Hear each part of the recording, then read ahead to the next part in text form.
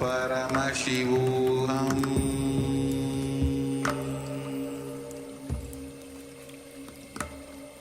Om Nithyananda Paramashivoham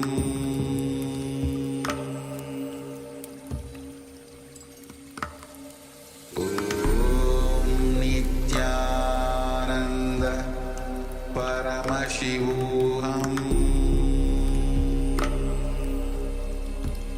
Paramashivoham Om Nithyananda Paramashivoham Om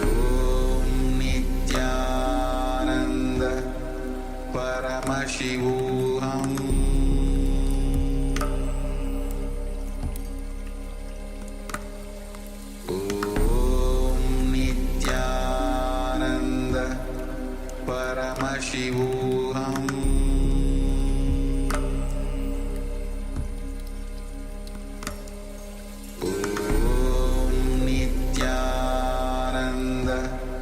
Paramashivoham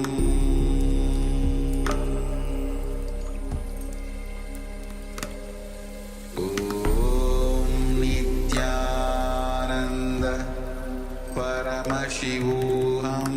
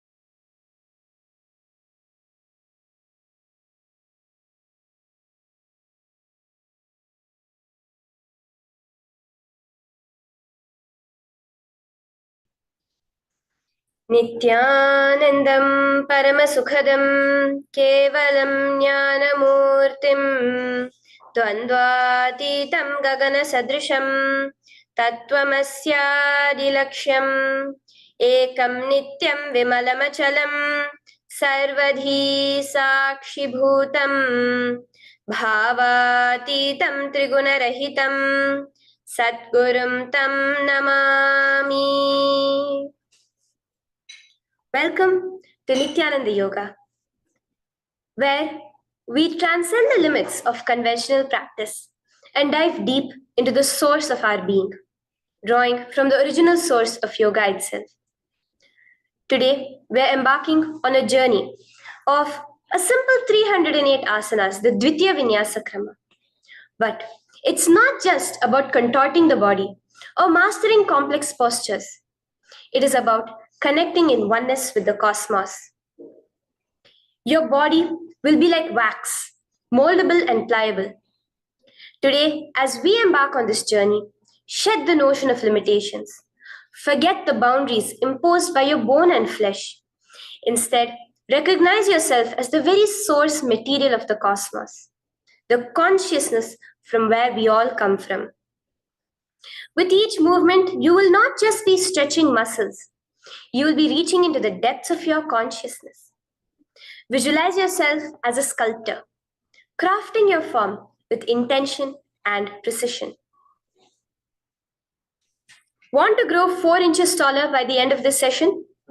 Believe it, for your body is a wax waiting to be molded as per your intention.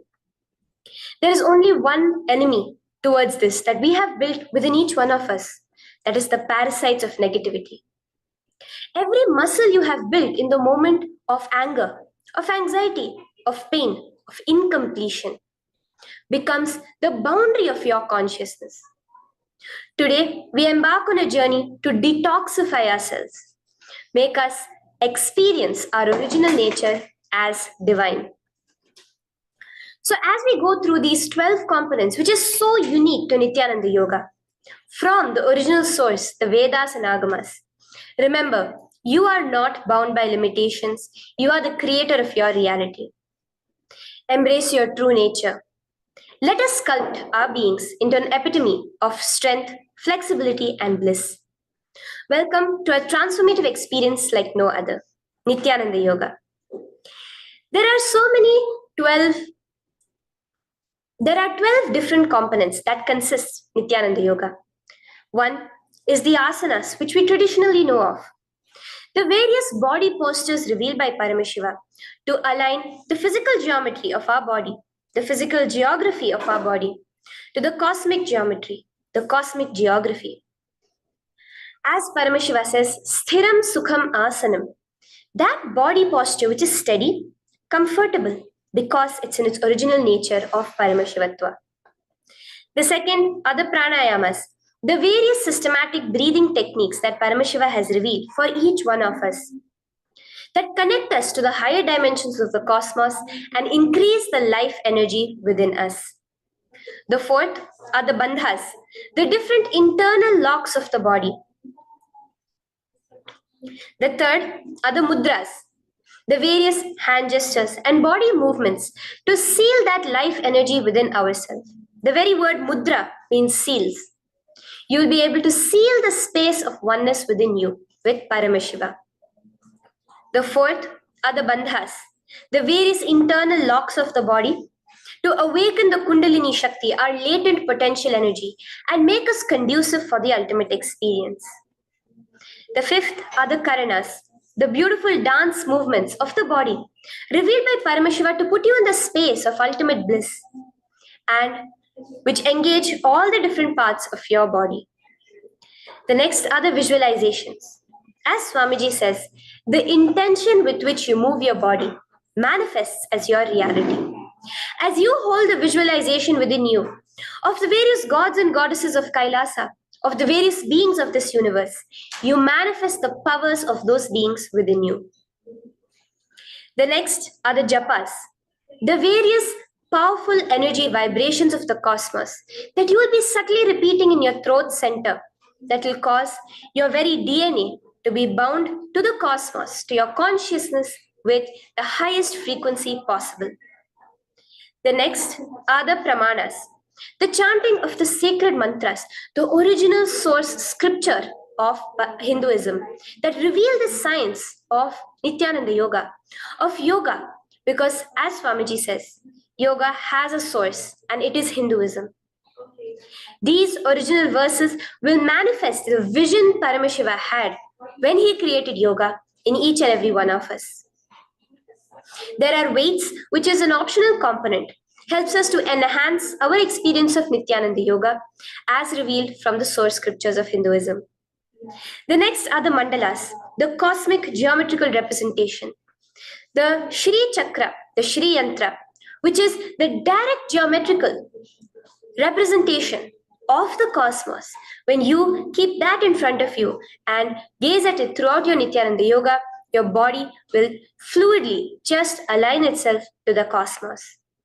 We have the Abharana, the Rudraksha, which we keep on our body, which acts as an energy battery, sucking in, storing the energy that we produce during this Nithyananda Yoga and releasing it to us throughout the day to fuel our entire day with consciousness.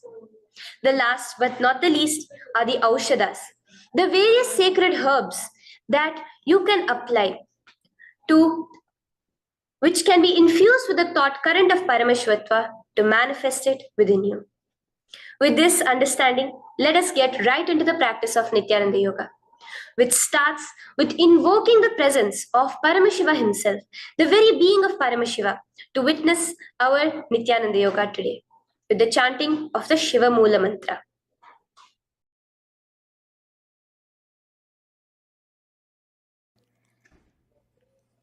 Let us now chant the Shiva Mula Mantra 11 times internally. Om Ham Hom Shivaya Namaha. Om Ham Hom Shivaya Namaha. Om Ham Hom Shivaya Namaha.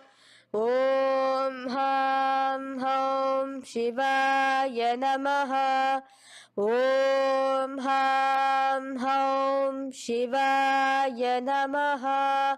Om Ham Hom Shivaya Namaha.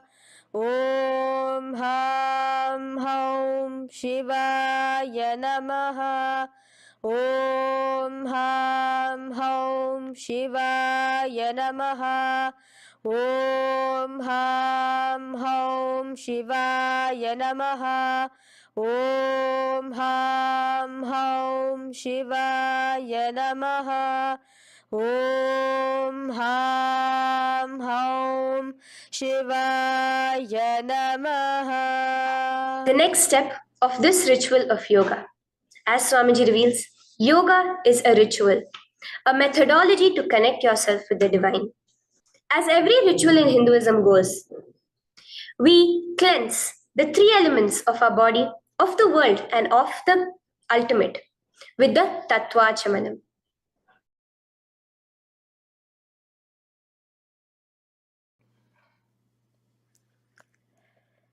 The next is the Tattvachamanam.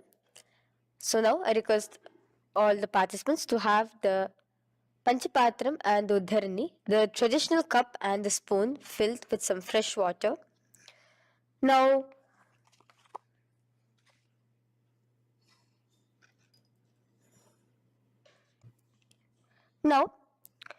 keeping your right hand in the shape of a cow's ear, the Gokarna Mudra, pour an Uddharani of water from the Panchapatram and chanting each of the following mantras internally, drink the water that flows through the base of the palm. Om Atmatattvam Shodayami Svadha. Om Vidyatattvam Shodayami Svadha. Om Shivatattvam Shodayami Svadha. Wash your right hand with water from the Panchapatram. Now, chanting the following mantra internally, wipe the upper and lower lips twice using the base of the right hand thumb, moving the hand from right to the left of the lips. Om Ham Hridayaya Namaha. Wash your right hand with water from the Panchapatram. Now, with the tips of right hand index, middle and ring finger, touch above the upper lips and below the lower lips. Wash your right hand with water from the Panchapatram. Now, with the tips of right hand index finger and thumb joined together, touch your right nostril, left nostril. With the tips of right hand ring finger and thumb joined together, touch your right eye, right ear, left ear. Wash your right hand with water from the Panchapatram. Now, With the base of the right hand thumb and little finger, touch the navel, right chest, left chest. With the right hand, fingertips together, touch the top of the head, right shoulder, left shoulder, and your heart center. With that, we have the Sankalpa.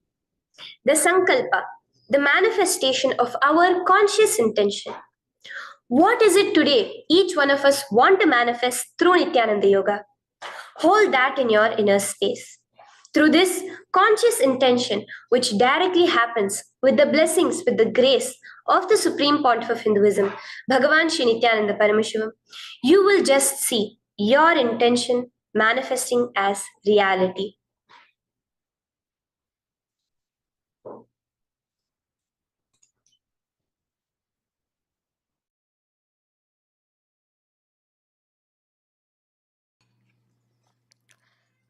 The next is the Sankalpa, the conscious resolution. So now I request all participants now to, with your right hand, cover your left palm, which is the Sankalpa Mudra, and keep both the hands on the right thigh. Continue to keep this mudra till the end of the Sankalpa. Om Mavopata Samasta Duritakshayaddvara Bhagavat Shri Nithyananda Paramashiva Prityartham Shri Nithyanandeshwari Paramashiva Shakti Sameta Shri Nithyanandeshwara Paramashiva Prityartham Cha शुभे शोभने मुहूर्ते अद्य ब्रह्मणः द्वितीय परार्धे श्री श्वेतवराह कल्पे वैवस्वतमन्वन्तरे अष्टाविंशतितमे नित्ययुगे प्रथमे पादे जम्बूद्वीपे भारतवर्षे भरतखण्डे मेरोः दक्षिणे पार्श्वे शखाब्दे अस्मिन् वर्तमाने व्यवहारिके प्रभवादीनां षष्ट्याः संवत्सराणां मध्ये शुभनाम संवत्सरे शुभायने शुभऋतौ शुभमासे शुभपक्षे शुभतिथौ शुभवासरयुक्तायां शुभनक्षत्र शुभयोग शुभकरण एवं गुणविशेषण विशिष्टायाम् अस्यां शुभदितौ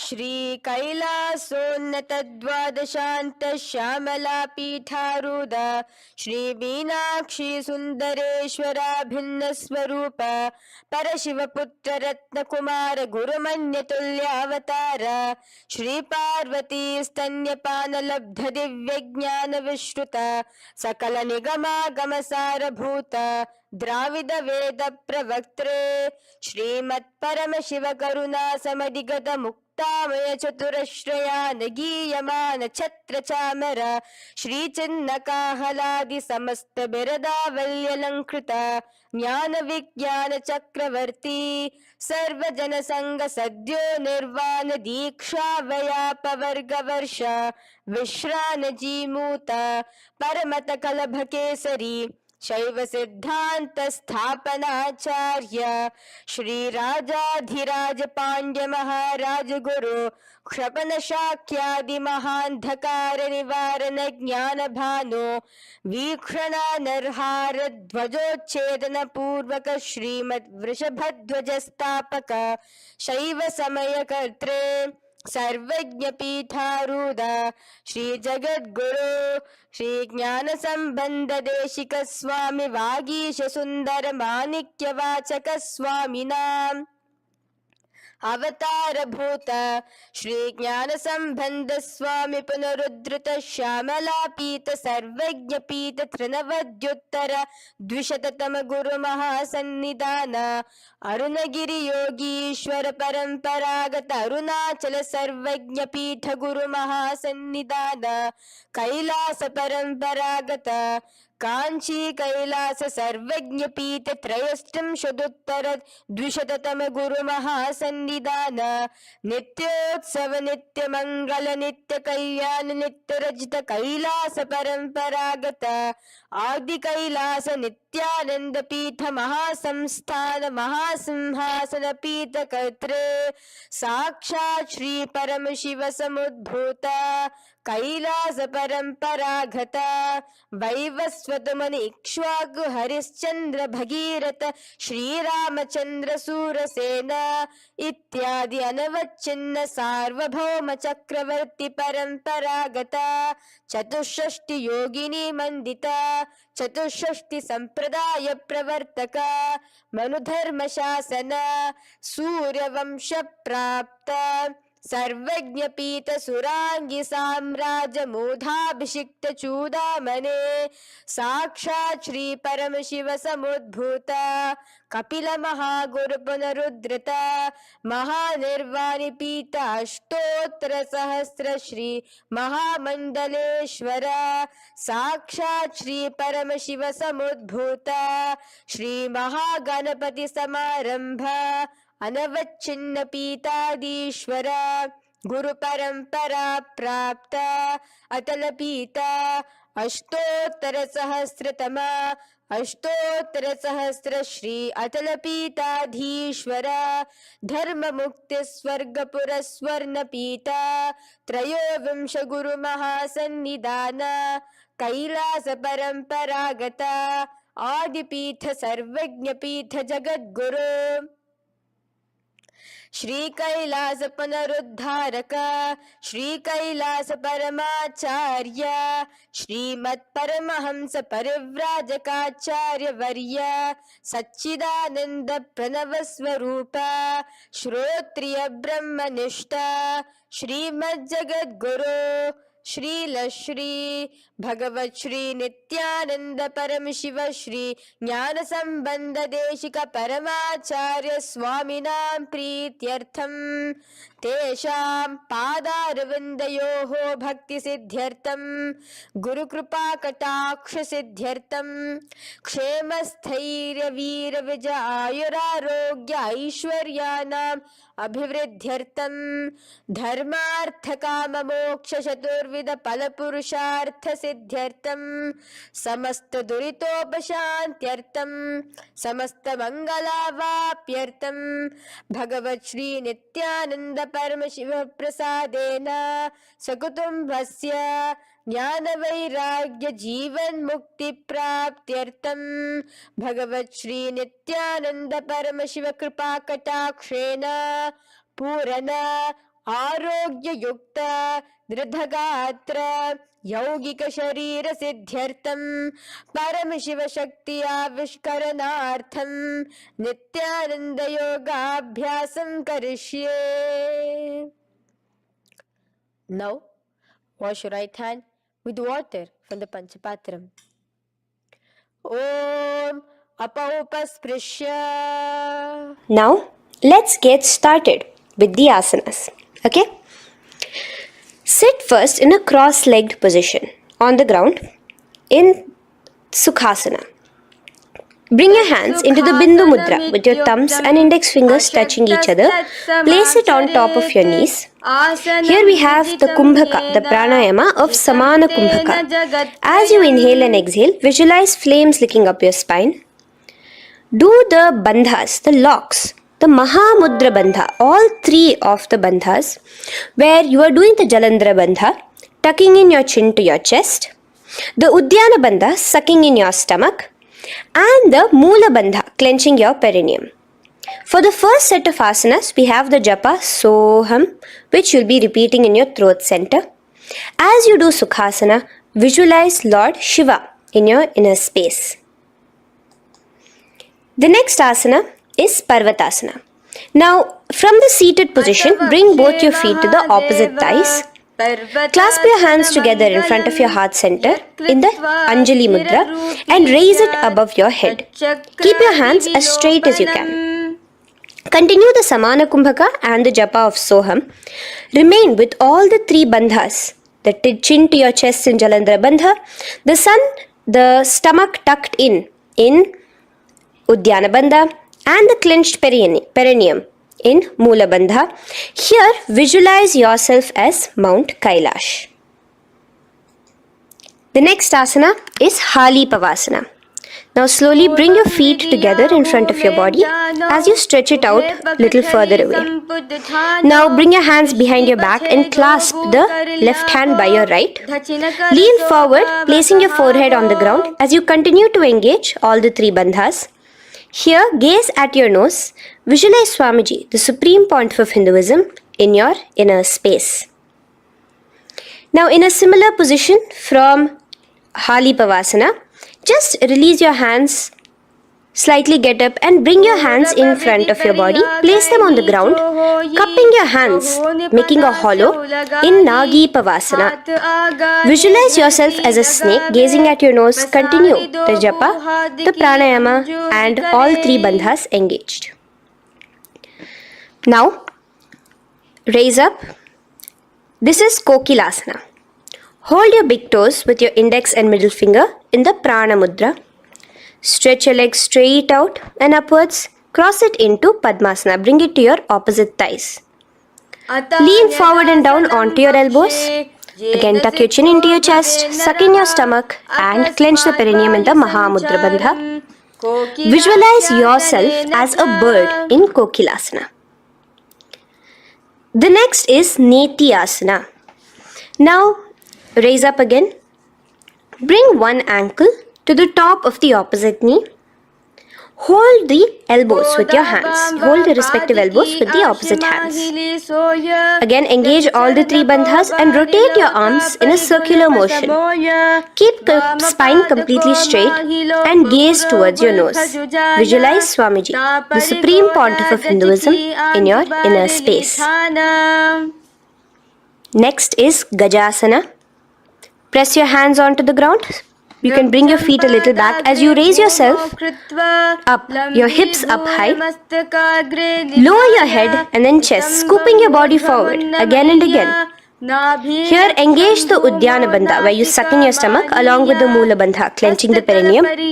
Visualize yourself as an elephant. Gajasana. Now stop the movement slowly. In another dynamic asana, which is Rikshasana, you will start alternatively pressing the heel of one foot onto the ground while lifting the other heel up. Repeat this again and again.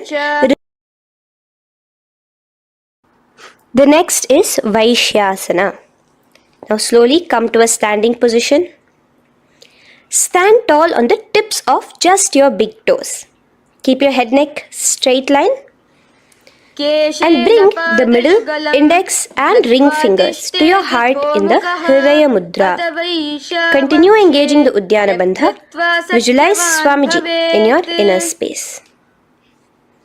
Here we have a very interesting movement, which is the Karanas, the dance movements. So the first Karana is Urdhva Janu Karana, which literally means the raised knee. So now stand in the Aramandi position, which is your heels touching together, the toes facing outwards, almost at a 45-degree angle. Bend your knees low and keep both your hands at your chest, elbows parallel to the ground. Twist one knee towards the center of your body. Raise it up, back across the body back to the original position. Simultaneously with the leg movement, follow it with your respective hand, up and across the body.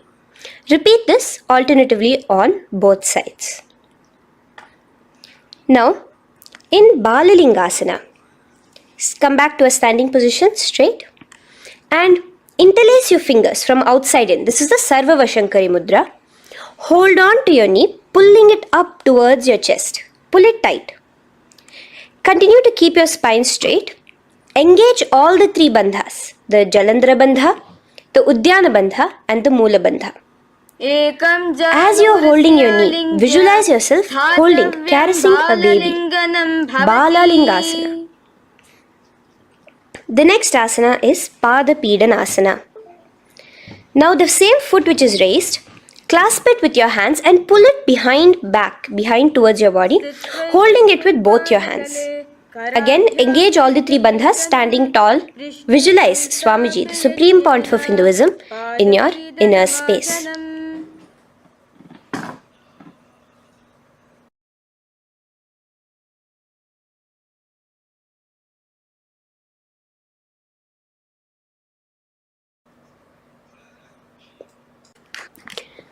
From here, let's enter into Natarajasana. Now, the same foot you're already holding behind your back, twist the same hand of that leg inwards and pull the leg back. Extend the opposite hand forward with the index and thumbs together, again in the Bindu Mudra. Now, pull the foot back and up while leaning forward in Natarajasana. Hold your balance here. Here you will be engaging only the Moola Bandha, visualizing yourself as Lord Nataraja, the Lord of Dance.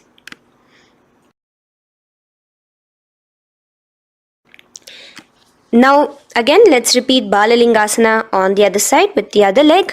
Pull it up towards your chest with the hands in the Sarva Vashankari Mudra. Engage all the three bandhas as you visualize yourself holding and caressing a baby. Now pull your foot back into Padapidanasana on the other side. Remain with all the three bandhas engaged. Visualize Swamiji in your inner space. And lean forward. Now hands stretched in the Bindu Mudra into Natarajasana. Balance there as you visualize yourself as Lord Nataraja. Now come back to a standing position. Release your leg. Gain your balance as we enter into the Ardharechita Karana. Now again bring yourself to the Aramandi position, heels together, toes pointed outwards and knees bent. Now from this position, bring your right foot onto the tips of the toes behind the left heel. The heel should be up. Bring your left hand towards your chest, parallel to the ground again, and extend the right arm out and wide like a pendulum. Bring it back towards your chest. Now while your arm is swinging, remember to move your fingers one by one inwards towards the palm and then outwards. Now place the right hand over the nose. Uncross your ankles. Let's do this on the other side also. Cross the left ankle behind and stretch the left hand out like a pendulum.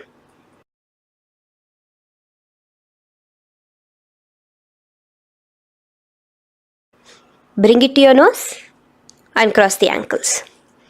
Now let us enter into the skeleton dance. It's a very powerful meditation. It cleanses the muscle memory. Any patterns which are there within your muscle memory can be completely wiped out through this skeleton dance. Just 2 simple steps. Now stand straight, visualize yourself as a skeleton. You can close your eyes. Just visualize yourself as pure bones.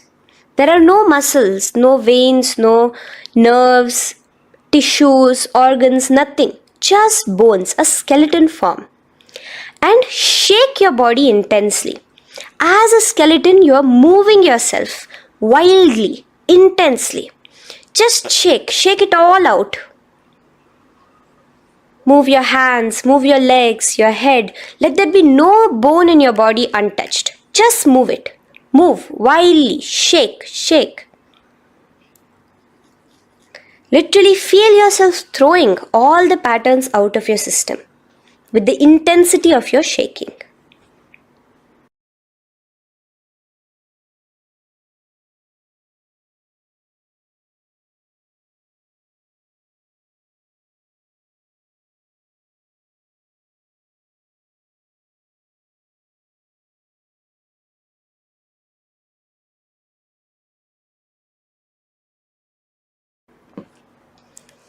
Now slowly calm down. Take a few steps, gain your breath back. That's a powerful meditation we did. Let us do the next Karana. Again, come back to a standing position. Do the Aramandi. Your toes outwards, knees bent with your feet together. Now here, raise your hands above your head. Keep your palms completely straight and cross the wrists with the palms facing forward and the back of the hands outward. Now from the crossed wrists, uncross the wrists, spreading your arms out wide while you turn your hip towards the side. Turn by the waist sideways. Bring your hands back over the head and turn on the other side. Repeat this on the other side. Do it again. Let's twist out. Come back to the middle and twist out again. This is the Kati China Karana. Now stand tall. Raise your hands above your head. Bring yourself to the top of the tip of your toes. Let your hands face each other parallel to the ears. You're tall, pushing yourself, stretching yourself. Again, engage all the three bandhas. Tucking in your chin to the chest, sucking in your stomach and clenching your perineum. Visualize yourself as a palm tree. We have the japa changing over here where you will be repeating Shivoham in your throat center. Tadasana. Now, as we enter into Uttanasana, relax and lean forward, bringing your hands on by the ground next to your feet. Keep your palms flat on the ground. Try your best. Engage all the three bandhas. Remain with all the three bandhas engaged as you visualize Swamiji, the supreme point of Hinduism himself, in your inner space. Now jump your feet back into Tarakshvasana, coming to a plank position. Keep your hands shoulder width apart. Be steady there. Chuck in your chin to your chest in the Jalandhara Bandha as well as engaging the Moola Bandha. Now rotate your head while in the Jalandhara Bandha from shoulder to shoulder, side to side. This is Tarakshvasana. Visualize Swamiji, the supreme point of Hinduism, in your inner space. Yes. Now lay flat onto the ground in Bhujangasana. Lower your entire body down. Now point your toes backwards. Keep your hands by the side of your chest and push yourself off the ground. Remember to use the strength of your lower back to hold yourself up. Open your mouth wide. Inhale through the hollow of your throat and exhale through your nose. This is the Bhujangani Mudra. In Bhujangasana, you will visualize yourself as a cobra. Now come back into a plank position. So you can tuck in your toes and come back into a plank position. In Shashasana, alternate bringing one knee towards your chest, back and forth. So you'll bring one knee front, push it back and bring the other knee. Repeat this again and again. Do the Sahaja Kumbhaka. Simple breathing in, breathing out. Engage the Moola Bandha, clenching your perineum. Visualize Swamiji, the supreme pontiff of Hinduism. Okay. Now place your legs back into the plank position as we enter into Rathasana. Again, bring one foot between your hands and alternate jumping one foot back and bringing the other foot forward simultaneously. Again and again. Continue the Sahaja Kumbhaka and the Moola Bandha engaged as you visualize yourself as a chariot, a Ratha, in Rathasana. Now, into Veerabhadrasana. Remain one leg in between your hands. So as you jump, one leg comes between your hands. Stop in that position. One leg stretched back. And raise yourself up into a standing position. So the front foot will be pointing forwards and bent at a 90-degree angle. The knee will be bent at a 90-degree angle. The other leg, which is extended back, the foot will be pointed sideways at a 45-degree angle. Now raise your palms, hands up, parallel beside your ears. Do the Uddiyana Bandha along with the Moola Bandha, pulling in your stomach in. Gaze towards your third eye as you visualize yourself as Lord Veerabhadra. Now relax down, switch your legs around and let us do Veerabhadrasana on the other side. Stretch your hands up, gaze towards your third eye, suck in your stomach in the Uddiyana Bandha and visualize yourself as Lord Veerabhadra. Okay, bring your feet together now. Let us move into Vrikshasana. Now stand tall, gain your balance here slowly. Bring one foot towards the inner thigh. Bring your palms together, raise them up above your head in the Anjali Mudra. Keep your elbows as straight as you can. Again, continue the Udyana Bandha, sucking in your stomach. Gaze forward. Hold your balance. Visualize yourself as a tree, the stability of a tree in Vrikshasana. Now, slowly bring your hands down. Now, the foot which is in your inner thigh, bring it towards the opposite, to the root of the opposite thigh. Bring your hands in the Namaskar Mudra in front of your heart center together and visualize yourself here as Lord Garuda, just engaging the Mula Bandha alone here. This is Garudasana. Now let us repeat Vrikshasana on the other side. Slowly put your foot down. Bring the other foot to the inner thigh. Raise your hands above your head. Suck in your stomach in the Udyana Bandha and visualize yourself as a tree. Let's repeat Garudasana on the other side. Slowly bring the foot to the opposite thigh and lower your hands to be in front of your heart center. Release the Udyana Bandha, just engaging the Mula Bandha, clenching your perineum.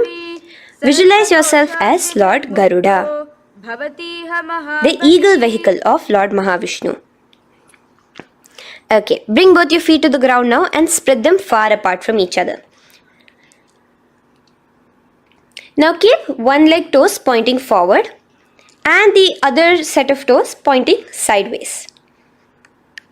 Straighten your arms out parallel towards the ground. Bring your front arm down towards the front foot, beside your foot, while the other arm extends towards the sky. Visualize yourself as a triangle in Trikonasana. Now raise up and let's repeat Trikonasana on the other side. Switch the position of your legs around and go forward. The other arm raised towards the sky. Visualize yourself as a triangle. Now come back to a standing position. Bring your feet together. We are having another Karana, the Nikuttaka Karana. Bring yourself to the Aramandi position. Feet together, knees out wide. Here now bring your hands towards your chest, but keep both your palms parallel towards each other. Bring your right foot onto the toes with the heels up. And simultaneously bringing the right hand towards the top. Now drop the right foot, simultaneously lifting the left foot onto the toes and switch the hands position. Now the left hand is on the top and the right hand is on the bottom. Repeat and let us do this repeatedly. Okay, relax now, come back to a straight position and sit down onto your toes. Sit on your heels with your toes on the ground, knees raised up off the ground, together in front of you in Angushtasana. Bring your hands together in the Namaskara Mudra in front of your heart center. We have a very interesting pranayama over here, which is the Bhramari Kumbhaka, where you will be subtly buzzing like a bee as you do this asana. The japa we'll be entering into is Sadashivoham. In Angushtasana, engage the Mula Bandha as you visualize Swamiji, the Supreme Pontiff of Hinduism, in your inner space. Now in the same position, slowly bring your hands to the ground. Balance yourself as you stretch one foot forward, sitting on the heel of one foot and the other foot stretched forward, toes pointed upwards. Bring your hands to the Vara Mudra, just the tips of the finger on the ground while the palm faces forward, both your hands. Continue to engage the Mula Bandha, clenching the perineum as you visualize Swamiji, the Supreme Pontiff of Hinduism, in your inner space. Now, stretch, the leg is stretched forward, right? Stretch the same hand, the respective hand forward and clasp onto the big toe of that foot in the Prana Mudra with your index and middle fingers. The other hand, bring it to the back of the respective heel in Vidhunanasana as you visualize Swamiji in your inner space. Okay, bring your 2 feet back together as we repeat Saurasana on the other side. Stretch your left leg forward now. Palms in the Vara Mudra on the ground. Visualize Swamiji in your inner space. And lean forward into Vidhunanasana on the other leg. Clasp your toes. Bring the other hand to the back heel. Continue to visualize Swamiji. Now bring your 2 feet back together as you continue to sit on the heels, getting a nice toe workout here. Balance on your toes, bring your knees together in front of you. Now place your palms on top of the respective knees with the hands facing upwards, the palms facing upwards.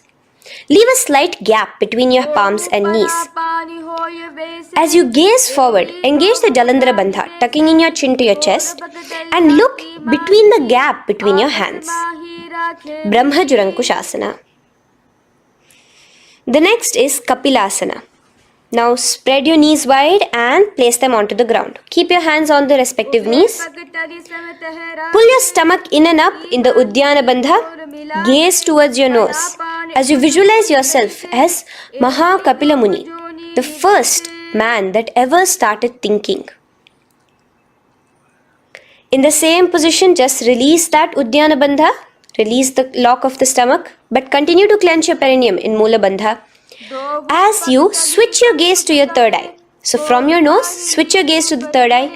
Visualize Swamiji, the supreme pontiff of Hinduism, in your inner space. Bhadra Gorakshasana.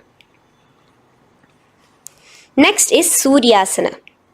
Now, your toes are tucked. Just lift your knees off the ground, wide apart. Bring your hands together in the Padma Mudra with the little fingers and thumbs joined together. Engage the Uddiyana Bandha, suck in your stomach and raise your hands up tall above your head. Slightly lean back as you look towards the gap between your hands. Visualize Lord Surya in your inner space. Now relax, slowly bring your hands to the ground. Sit on top of your heels, the toes flat. Here, keep your hands on top of your knees and lift your tongue up against the roof of your mouth in the Manduki Mudra. Do the Sahaja Kumbhaka, simple breathing in and out. Engage the Mula Bandha, clenching your perineum.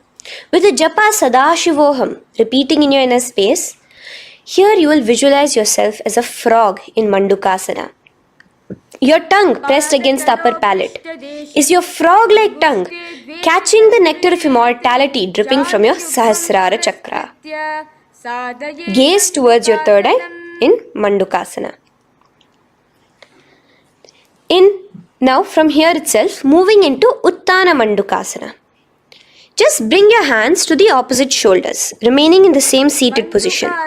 Continue with the Uddiyana Bandha engaged, gazing at your third eye. The Manduki Mudra, tongue pressed against the top of your palate, visualizing yourself as a frog in Uttana Mandukasana. Slowly bring your hands out from behind your back. Now slightly raise up and cross your ankles behind you. Sit on top of your crossed ankles. Keep your knees wide and your fingers spread on the top of your knees, both your hands. Open your mouth wide and stick out your tongue, exhaling forcefully. Gaze at the tip of your nose. Repeat this several times because you're visualizing yourself as a lion in Simhasana. The next asana is Bhadrasana. Now you can release yourself and uncross your ankles. Just keep your toes crossed behind you. Again, sit on top of your heels, keeping your knees wide apart. Cross your hands behind your back, hold on to the big toes in the Prana Mudra with your index and middle fingers. Apply the Jalandhara Bandha, tuck in your chin to your chest along with the Mula Bandha, sucking in your perineum. As you gaze towards your nose, here, resume the Bhramari Kumbhaka, buzzing like a bee subtly in your inner space as you visualize Swamiji, the supreme pontiff of Hinduism, in your inner space. Now, bring your hands out from behind you. As you bring yourself to a squatting position. Keep your feet flat onto the ground as close together as possible, but your knees opened wide. Bring your body in between your knees, your torso in between your knees, and take your arms in and around your knees towards the back, clasping your fingers, interlacing your fingers behind you in the Parashu Mudra. Gaze towards your nose. Visualize yourself as a crow in Kakabhusandhi Asana. The next asana is Kanipavasana. Unclasp your hands and place them flat onto the floor. Keep them shoulder width apart for good balance. Now, slowly bring your knees to the back of your arms, above the elbows. Lean your chin forward and down. Keep your gaze steady as you lift your feet off the ground. In Kanipavasana, visualize Swamiji, the Supreme Pontiff of Hinduism, in your inner space. Now in the same position, slowly lower your head to the ground and stretch your legs up high, forming a tripod between your two hands and your head in Kapali Asana. Gaze at your nose, continue the Brahmari Kumbhaka, continue engaging the Mula Bandha and the Japa of Sadashivoham. Visualize Swamiji in your inner space. The next asana is Parshva Mayurasana. Slowly bring your feet down. Yes, relax. And now squat on your toes with your knees together and twist your body. Place both the hands to one side of your knees. Now bring one of your elbows to the knee and the other of your elbows towards the hip. Lean onto your arms, balance, extending your legs out to the side. Gaze towards your third eye, visualizing yourself as a peacock. In Parshva Mayurasana, as you do the pranayama, the Rechaka Kumbhaka, let your exhalations be prolonged and your inhalations be slightly shorter. Now relax, bring your feet to the ground and bring your body to the other side of your knees as you repeat Parshva Mayurasana on the other side. Lean forward, stretch your legs, gaze at your third eye. Visualize yourself as a peacock. Now let's do Bhairaganathasana. Now come again to a plank position. Place your hands down, stretch your legs back and bring one foot around your shoulder to be placed in between both your palms. Gaze at your third eye. Just engage the Mula Bandha, clenching your perineum. Here, this is Bhairaganathasana. Visualize yourself as Lord Kala Bhairava. Slowly bring your foot out and bring the other foot in between your palms, remaining in the plank position. Continue to visualize yourself as Lord Kala Bhairava in Bhairaganathasana on the other side. The next asana is Unmukha Pithasana. Now from the same plank position, bring your forearms onto the ground. Be steady as you walk your feet closer towards yourself, forming like a slight mountain. In Unmukha Pithasana, gaze at your third eye. Continue the Rechaka Kumbhaka. Visualize Swamiji in your inner space. The next asana is Vashishthasana. Now, just raise yourself onto one of your hands. So, release your forearms off the ground and raise yourself onto your right arm. And keep your body completely parallel to the ground as you raise your left arm straight above your head. Visualize yourself as Rishi Vashishta as you do the Vashishthasana. Gaze towards the hand on the top. Now slowly bring that hand down. As you switch the hands, bringing your right hand up towards the sky. Balance there, completely straight on your toes. As you visualize yourself as Rishi Vashishta, the Guru of Bhagavan Sri Rama. Now, bring your feet forward into Anjani Asana. So here you will be sitting on your hips with your legs pointed forward. And sit on top of your hands. So keep your palms facing upwards and sit on both your palms as you tuck your elbows into your body. Do the Rechaka Kumbhaka, continue the Rechaka Kumbhaka. Engage the Jalandhara Bandha, tucking in your chin to your chest, gaze at your nose. Visualize yourself as Lord Hanuman in Anjani Asana. Now, slowly release your hands from under your body. As you lean forward into Paschimottanasana, clasp your respective toes with your index and middle finger. Lean forward and down, bring your elbows to the ground, your forehead towards your knees. Engage all the three bandhas, the Mahamudra Bandha. As you visualize Swamiji, the supreme pontiff of Hinduism, in your inner space, with a new japa, Mahasadashivoham, starting here.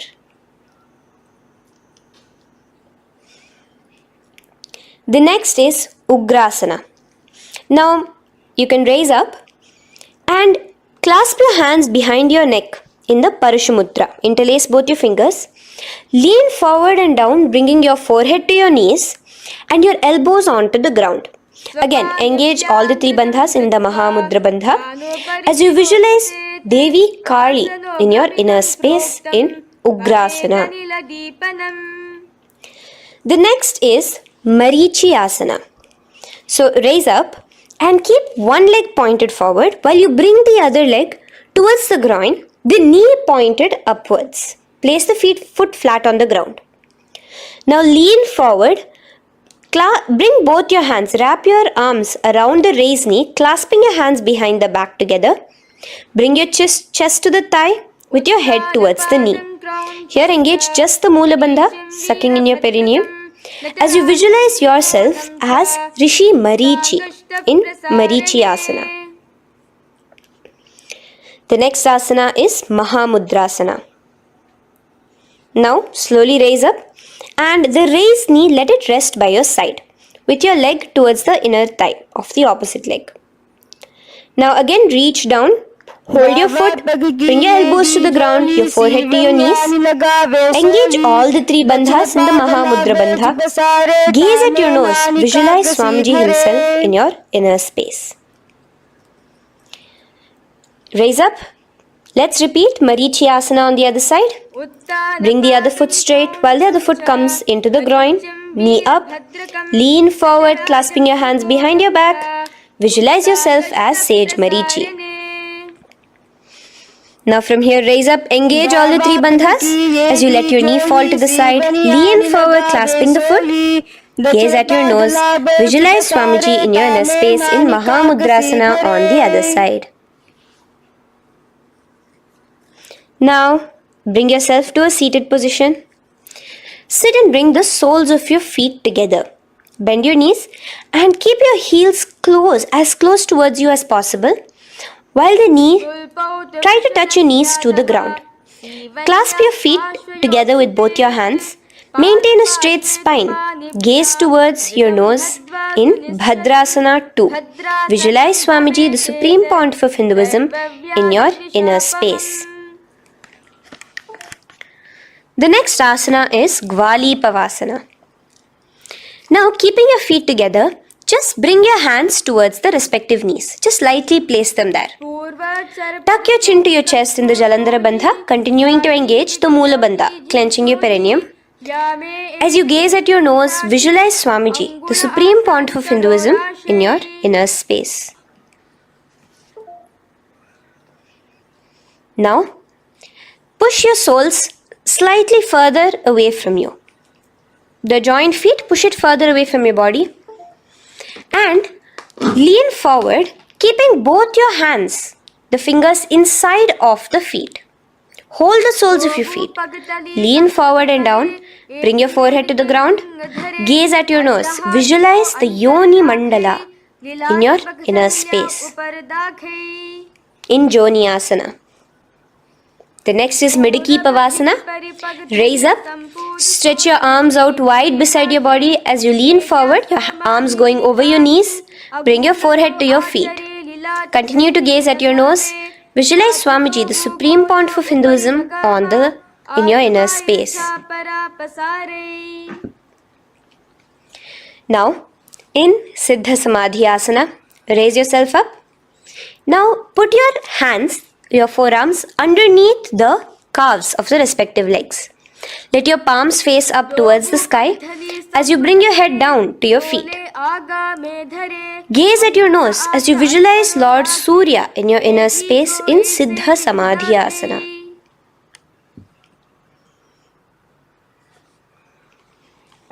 The next asana is Chiniki Pavasana. Raise up now.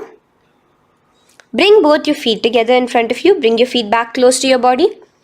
Now place your hands underneath both the feet and pull your feet open like a book facing towards the sky. Both your feet. Press your elbows onto your thighs near the knees and gaze towards your nose, visualizing Swamiji in your inner space in Chinaki Pavasana. Giving yourself a nice stretch. Now, release your feet and bring your hands to the respective knees. Gently push down on your knees, pushing it towards the ground. Suck in your stomach in the Uddiyana Bandha. Gaze at your third eye, visualizing Swamiji in your inner space. This is Charapata Chokasana. The next asana is Bhairavasana. Now continuing to remain with your feet together, you can use the help of your hands to bring your toes onto the ground with your heels pointed upwards. Just push yourself and try to do it. Continue to remain with the Uddiyana Bandha engaged, your stomach sucked in. Bring your hands to the Bindu Mudra with the index and thumbs together on top of the knees. Gaze at your third eye. Visualize yourself as Lord Kala Bhairava in Bhairavasana. The next asana is Samanasana. So slowly you can bring your feet out from underneath. Take now one foot towards your chest, holding with both your hands as the other foot rests by the perineum. Pull the sole onto your chest. Gaze at your third eye. Visualize yourself holding the breath in the Mooladhara Chakra, the Chaturdala, the 4-petal lotus of your body. Gaze at your third eye. Visualize Swamiji, the supreme pontiff of Hinduism, in your inner space in Samanasana. From here, let's move into Apanasana. Now, the foot that you have towards your chest, just bring it over your shoulder and place both your palms onto the ground beside you. As you lift the leg by your perineum, stretch it out and lift it up high into the sky in Apanasana. Gaze at your third eye, visualizing Swamiji in your inner space. Let's repeat Samanasana on the other side. Bring your foot down. Clasp the other foot towards your chest. Gaze at your third eye, visualizing Swamiji in your inner space. And bring the foot onto your shoulder as we repeat Apanasana on the other side. Stretch your leg out straight in front of you, up high towards the sky, gazing at the third eye, visualizing Swamiji in your inner space. Okay, relax slowly. Let's move into Gomukhasana. Now, sitting in a seated position, cross one leg over the other, like over, and align the knees together at the center of your body and the feet by the opposite hips. Place both your hands on top of the stacked knees. Gaze at your nose.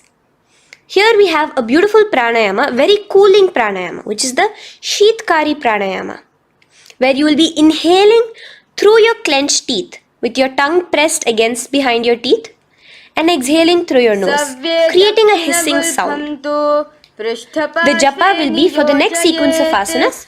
Om Nithyanandoham. Visualize the face of a cow in Gomukhasana. Now keep your knees crossed. From the knees, bring your hands towards the respective toes on the side of the body. Clasp the big toe in Pranamudra. Suck in your stomach in the Uddiyana Bandha.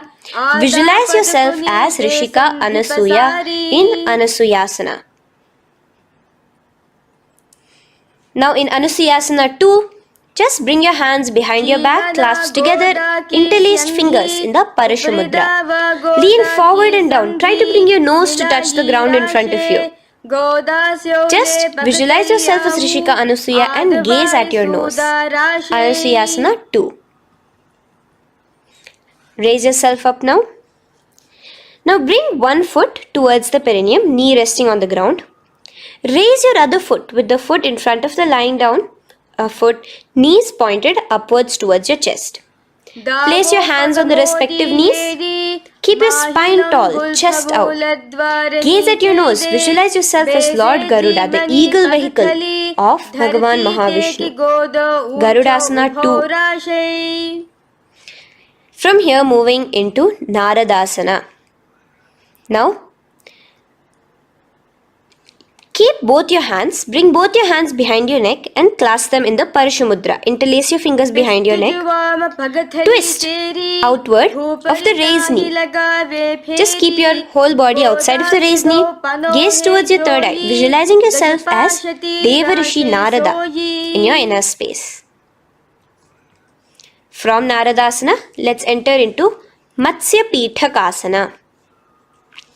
Place one foot on the top of the opposite thigh. Wrap your respective arm across the knee, holding on to the opposite shin. Extend the opposite hand straight. Hold on to the respective toe with the index and middle fingers in Prana Mudra. Gaze towards your nose. Visualize Matsyavatara, the fish form of Bhagavan Mahavishnu in your inner space in Matsya Pithakasana.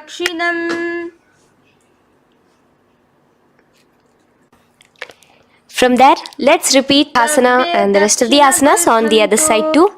So slowly you can cross your knees over to the other side in Gomukhasana. Keep your hands on the top of your knees. Gaze at your nose as you visualize the face of a cow in Gomukhasana. Continuing into Anusuyasana on the other side, bring your hands to your toes. Suck in your stomach in the Uddiyana Bandha. Gaze at your nose, visualize yourself as Rishika Anasuya. And lean forward, bringing your hands behind your back in Anusuyasana 2. Interlace your fingers in the Parashamudra. Continue to gaze at your nose, visualizing yourself as Rishika Anasuya. As you relax the Uddiyana Bandha, just clenching the Mula Bandha alone. Raise up, bring your feet together in front of you as we enter into Garudasana 2. Place your hands on the respective knees. Stay straight. Visualize yourself as Lord Garuda as you gaze towards your nose. And twist your body out of the raised knee, hands clasped in the Parashmudra behind your neck.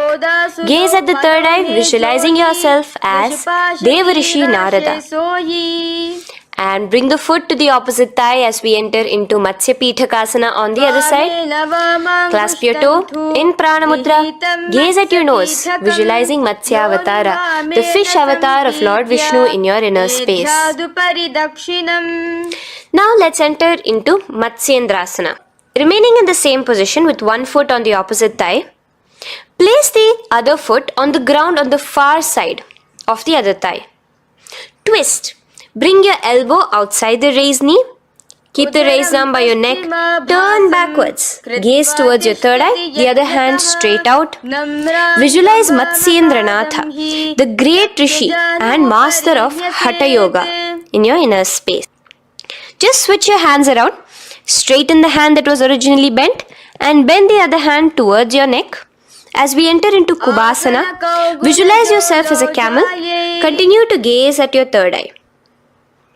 Now, straighten out both your hands straight out in the same position. Continue to gaze at your third eye, visualizing Matsyendranatha, the master of Hatha Yoga in your inner space. Now slowly, take your foot off from the thigh. As we enter into Matsyendrasana on the other side, bring the other foot to the thigh. Place the other foot on the far side. Twist, bringing your elbows outside of the raised knee, hands on the head. The other hand stretched out back. Twist, gazing at your third eye. Visualize Matsyendranatha in your inner space. Switch the hands around as we enter into Kubhasana on the other side. Remember to visualize yourself as a camel. Now stretch both your hands out in Matsyendrasana 2 on the other side. Visualize Matsyendranatha in your inner space. Now, with one leg on the thigh, bring the other foot too to the opposite thigh in Padmasana. Place your palms on the respective knees. Engage all the three bandhas in the Mahamudra Bandha, tucking your chin to your chest, sucking in your stomach and clenching your perineum. We have a new pranayama here, which is the Shitali Kumbhaka, where you will continue to inhale through the teeth without creating the hissing sound and exhale through your nose. A new japa of Om Nithyananda Mahasadashivoham starts here. Gaze at your nose in Padmasana, visualizing yourself as Bhagavan Paramashiva. Now, keeping your legs in the same position, just cross your hands over each other, clasping onto the toes with your index and middle fingers in the Prana Mudra. Gaze at your nose, visualize yourself as Devi Parvati, the consort of Lord Paramashiva in Padmasana 2. Now, uncross your hands. Take your hands and insert it into the gap between your thighs and your calves. Put both your hands within and pull it out on the other side. As you balance on your hands, lifting your whole body off the ground, visualize yourself as a rooster in Kukkutasana. Now relax. Take your hands out from inside your feet as we enter into Baddha Keki Asana. Place your hand onto the ground as you raise up on your knees. Place your palms on the ground, fingers pointing towards the legs. Now keep your elbows together, pressed against your navel. Slowly lean forward, balancing, and extend your knees off the ground, visualizing Swamiji in your inner space. In the same position, stretch your legs out behind you. In Mayurasana, visualize yourself as a peacock. Hold your balance. Relax now. Yes, relax flat onto the ground into Makarasana. Lay down completely flat. Keep your feet pointing outwards, far away from each other. Place your forehead on the mat. Interlace your fingers behind your neck in the Parashumudra. Just relax, visualizing yourself as a crocodile as we go back to the Sahaja Kumbhaka, the simple breathing in, breathing out. Just keep the Moola Bandha alone engaged.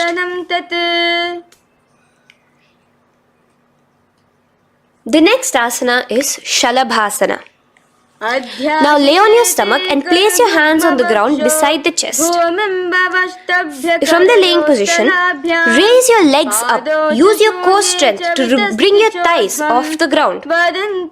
Visualizing yourself as a locust in Shalabhasana. Relax your feet down and bring your hands to your feet, pulling your feet down towards the ground beside your hips. In Ushtrasana, visualize yourself as a camel. Now slowly kick your legs back. Rise your hand is clasping your feet. Pull your feet towards the sky, lifting your chest and thighs off the ground. In Dhanurasana, gaze at your third eye. Visualize yourself as Paramashiva's bow. Relax slowly and come up to a sitting position. In Bhagasana, sit on both your knees with your head, neck and spine straight. Clench your perineum in the Moola Bandha.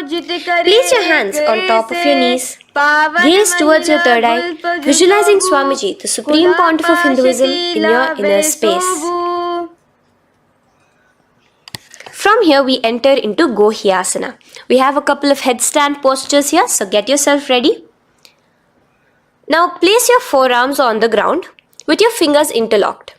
Ensure your elbows are at shoulder width for the best balance. Place the top of your head on the ground, holding your head with your hands. Slowly walk your toes forward until your hips are in a straight line with your shoulders, and just kick your feet up slightly. Make sure not to lose your balance. Keep your chest, toes pointed upwards. Gaze to your nose, visualizing Swamiji in your inner space.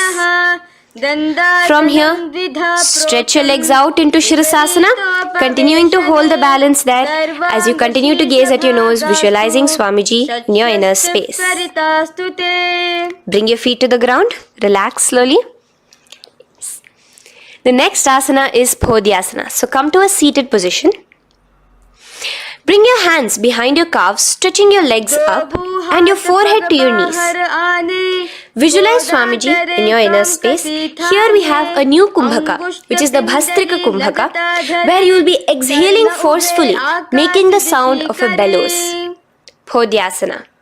The japa for this next series is Om Nithyananda Paramashivoham, the Mahavakya. Relax yourself. Continuing to remain balanced with your legs up, just bring your hands to the opposite shoulders. In Parighasana, visualize yourself as a mace as you gaze towards your third eye. Now relax. Keep your elbows and palms onto the ground as your legs are raised. Visualize yourself as a boat in Naukasana, continuing to gaze towards your third eye. Remember to continue the Bhastrika Kumbhaka. Forceful exhalation. Now, continuing to keep your balance, just bring your hands to your feet and scoop your hands underneath the heels, pull it towards the chest. Keep your spine upright, gaze towards your nose. Visualize yourself as Lord Rudra in Rudrasana, the most ferocious form of Paramashiva. Now lay on your back, so you can remove your hands from underneath your feet and lay on your back. With your feet flat on the ground, knees pointed upwards. Now place your palms down. Just let your fingers touch the back of your heel. Do not clasp your feet. Lift your hips up high, pressing the feet onto the ground. Chin tucked to the chest in the Jalandhara Bandha automatically. Gaze at your nose, visualizing Swamiji in Unmukha Pithasana 2. Now lay onto the ground in Shavasana. Just lay completely flat with your palms facing upwards by the side of your body. Just unclutch from any movement happening within you. Visualize your body is dead. The supreme point of Hinduism, Swamiji is just liberating you. Just let your awareness, your energy completely pervade your body in the Shakti Chalan Mudra as you continue to vibrate with the Mahavakya.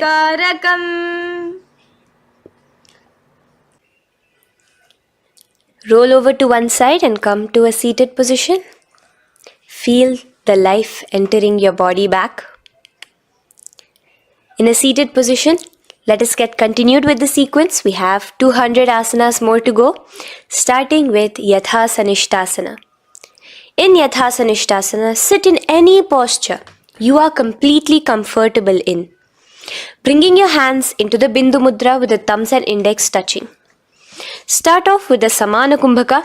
As you're inhaling and exhaling, feel flames licking up your spine. Clench your perineum in the Moola Bandha with the japa Om Nithyananda Paramashivoham for the remaining of the sequence. Visualize Swamiji in your inner space. From here, moving into Samasana, where you bring your feet to a cross-legged position. Keep your hands on your knees with the thumbs and index touching in the Bindu Mudra. Just inhale and exhale as you visualize Swamiji in your inner space. The next is Muktasana. Press your left foot against your genital region. Place the right foot on top of your left. Keep your hands facing downwards on top of your knees. Sit straight, gazing towards your nose. Visualize yourself as a sage liberated by Swamiji himself. Now, continue to remain in the same position as we go into Siddhasana, where your gaze will be switching from the nose to your third eye. Continuing to visualize Swamiji in your inner space, ensure the Moola Bandha, the perineum, is locked. In Siddhyasana now, continuing the same position. Engage all the three bandhas, sucking in your stomach, bringing your chin to your chest in the Mahamudra Bandha. Switch the gaze to the ground in front of you from your third eye. Visualize Swamiji in your inner space. Now, relax the Udyana Bandha and Jalandhara Bandha. Just keep the Moola Bandha, the perineum alone clenched, as we enter Rudrasana 2, where your legs will remain in the same position, just your hands alone, from resting on your knees, will turn around to the Bindu Mudra, the thumbs and index touching. Gaze towards the third eye, visualize yourself as Lord Rudra, the fierce dimension of Paramashiva. The next is Santadhunasana. Keep your hands in the Bindu Mudra, your legs crossed in the same position. As you switch your gaze from your third eye to your nose, visualizing Swamiji, his tranquility, unshakable nature. Now, relax the Bindu Mudra, keep your legs in the same position, And bring your hands to your navel, cupping one palm over the other in the Samputa Mudra. It looks sort of like a lotus bud. Continue to visualize Swamiji in your inner space in Siddhasana 2. The next asana is Bandha Yoni Asana. Maintaining one heel over the other in the same position of the legs, bring your hands to your face in the Shanmukhi Mudra. So just listen carefully now. Bring your little fingers beneath the bottom lip of both hands. Your ring fingers above your upper lip. Your middle fingers closing your nose, your nostrils. Your index finger covering your eyes. And your thumbs pressed into your ears. This is Bandha Yoni Asana, visualizing Swamiji in your inner space.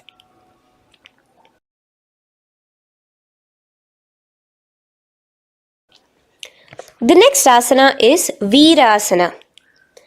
Now, you can remove your hands from your face and bring one foot onto the opposite thigh, and the other foot underneath the thigh. Keep your hands in the Bindu Mudra, thumb and index fingers together on the top of your knees as you embody the space and state of bravery, Veera, in Virasana. Now, changing the leg position again as we enter into Valmikasana. Keep your left heel on the right side of the generative organ, toes under the thigh. Keep your right foot on top of the left leg, toes by the knee. Again, bring your hands into the Bindu Mudra on top of the knees. Gaze towards your third eye. Visualize Rishi Valmiki, the poet, the first poet and author of Ramayanam. The next asana is Joni Mudrasana.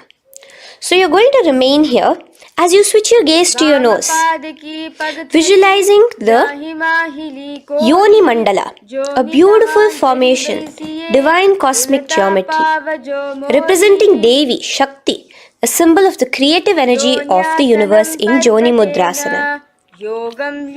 In the same position, switch your gaze to your third eye, continuing to visualize the Yoni Mandala in your inner space. Now, let's move into Bhadrasana 3. So bring your feet, the soles of your feet together, uncross them and bring them together in front of your body. Hold it with both your hands, pulling it against you. Push your knees down towards the ground. As you gaze at your nose, suck your stomach in the Udyana Bandha. Visualize Lord Veerabhadra in your inner space. Bhadrasana 3. In the same position, we are entering into Aghorasana, where your left hand will rest on top of the left knee, while your right hand comes towards your face. Now, do the Khechari Mudra, where you are bringing your tongue towards the upper palate, gazing towards your third eye. Now, with your right hand, cover your mouth, close the left nostril with your index finger, inhale through the right nostril. Close both the nostrils, hold your breath and exhale through the left nostril in the Abhyantara Kumbhaka. Repeat this on the other side. Visualize yourself as an Aghori, completely dedicated to Paramashiva in Aghorasana. The next asana is Kaneri Pavasana. So you can distance your feet a little away from your body. As you lean forward, place your elbows onto the soles of your feet and rest your chin on your palms. Gaze at your nose, suck your stomach in Udyana Bandha. Here, continuing with the Rechaka Kumbhaka, where your exhalations are prolonged than your inhalations, visualizing yourself as a female elephant drinking water in Kaneri Pavasana. The next asana is Parasana. So now, come to a seated position, raise yourself up and keep your knees raised. Bring your hands underneath your knees, between your calves and thighs, and clasp them together. Interlace your fingers in the Parashamudra in front of your navel. Lift your feet off the mat. Visualize Swamiji, the supreme point of Hinduism, in your inner space as you gaze at your nose in Parasana. The next asana we'll be moving into is Gopi Chandasana. Now, take your hands out from in between the feet as you let your feet rest on the ground. Take your hands out from underneath your calves. Interlace your fingers around the feet with the soles of the feet together and raise it up towards your chest. Rest your knee on top of your feet. Gaze at your nose. Embody the state and space of a king in Gopi Chandasana. The next asana is Udarasana. So now just quickly release your legs, bring your hands underneath your calves and hold on to your feet again from inside out. Both your feet together. Bring your feet up to your chin, resting your chin on top of the interlaced fingers. Bring your feet to your chest, gaze at your nose, visualizing your body, the supreme point of Hinduism, free from any defects in Udarasana. Now, in the same position, just lift your legs up towards your head. Let the top of your hands come towards the top of your head, your forehead. And this is Vishishtasana. Visualize yourself excelling in everything in this posture. Now, slowly relax. Keep your hands underneath your shins as you take your hands up to the shoulder, pulling your hand and interlacing your fingers behind your neck. In Bhujasana, visualize yourself as a cobra. The next asana is Kalyanasana. So in the same seated posture, bring your hands around from behind your neck, remove them and put them around your back, interlacing the fingers behind you. Gaze at your nose. Visualize yourself as a beautiful, auspicious goddess in Kalyanasana.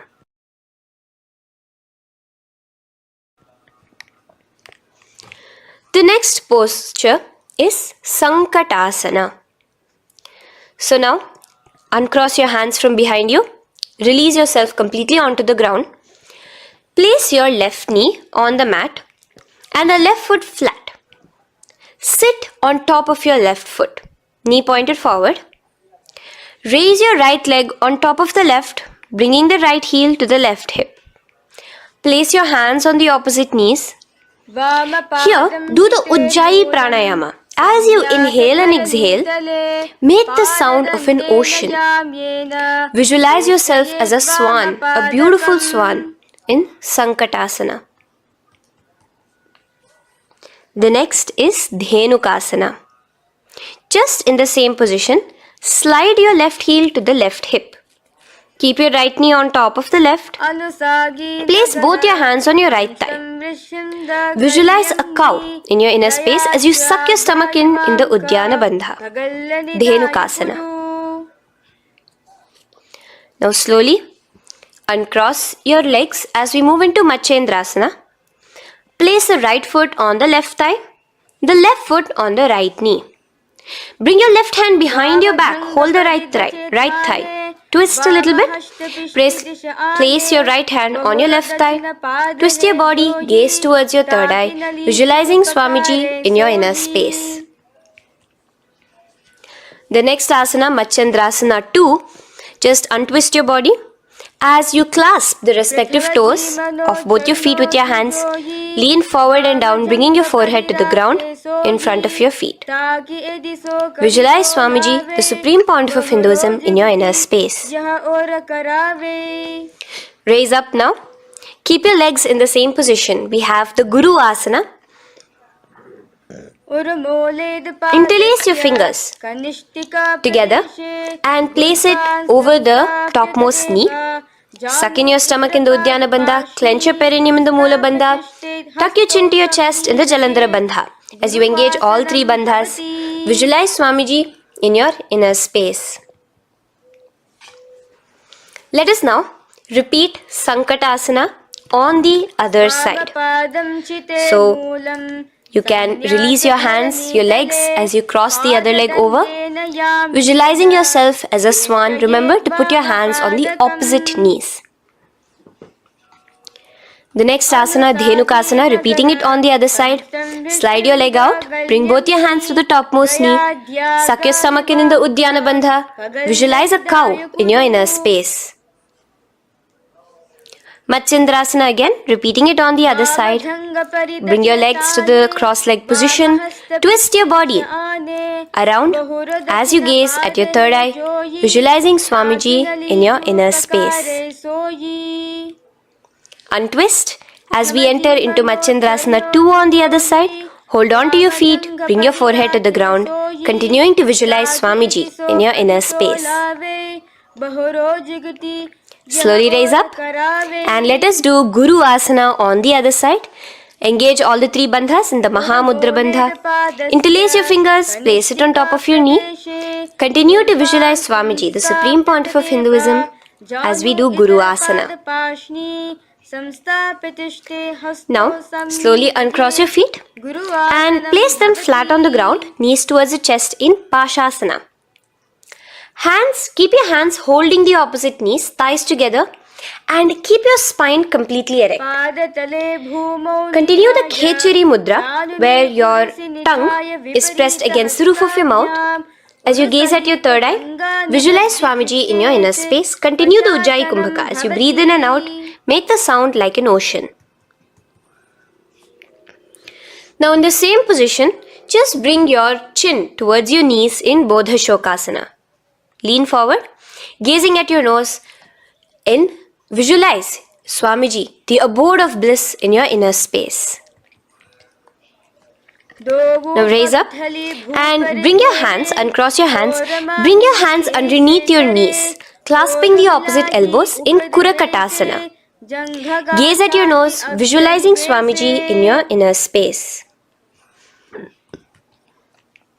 Now, in the same position as Kurakatasana, just cross your ankles into Sumati Asana. Toes pointed upwards. Gaze at the nose. Visualize the great sage and Maharishi Sumati in your inner space. The next asana is Dandasana. Extend your feet out straight in front of you. Keep your arms straight above your head. Interlace the fingers from inside out. Let your wrists point outwards. Engage the Mahamudra Bandha, all the 3 bandhas. As you gaze at your nose in Dandasana, visualize Swamiji in your inner space. The next is Arambhasana. Now keeping your legs straight, release the Jalandhara Bandha and the Udyana Bandha, keeping your perineum clenched in Mula Bandha. Lean forward and down. Hold your big toes in the Prana Mudra with your index and middle fingers. Head to your knees. Do here the Nadi Shodhana Pranayama. Inhale through the left nostril, hold and exhale through the right. Visualize Swamiji in your inner space. The next is Bhidokasana. So slightly raise your body up and bring your hands underneath your knees, extending your knees slightly up. Keep your heels a bit apart from each other and clasp your feet. Bring your shoulders down, wrapping your hands around your legs. Gaze towards your third eye, visualizing Swamiji in your inner space. So from here, let's enter into Jalandhari Pavasana. So you can actually remain in the same position with your hands underneath your calves and just bring the soles of your feet together. You might want to bring your body closer. Place your head on top of your feet with the palms facing upwards on the ground. Gaze at your nose. Visualize Swamiji in your inner space. Now slowly bring your hands out from underneath and come to a seated position. Stretch your legs out as we enter into Urdhva Paschimottanasana. Here we have a new Kumbhaka, the Pratyahara Kumbhaka, where you will feel your breath coming from your Mooladhara Chakra up to the Brahmarandra above the Sahasrara. This is the Pratyahara Kumbhaka. In Urdhva Paschimottanasana, extend your legs out, lift one foot behind your neck and lean forward and down towards your foot, visualizing Swamiji in your inner space. Now, slowly, keeping your leg behind your neck, lay onto your back as we enter into Anantasana. Hold the foot from the top of the opposite hand. Visualize yourself as infinite, endless, eternal. Gaze at your nose in Anantasana. Just now, in the same position, roll onto your elbow of the hand holding the foot. Gaze at your nose, feeling in complete control like Swamiji in Ankushasana. Slowly remove the leg from behind your neck. Take a moment to stretch, relax. Lay on your back. Bring your knees towards your chest. Bring your hands around, encircling the thighs and the calves with your arms.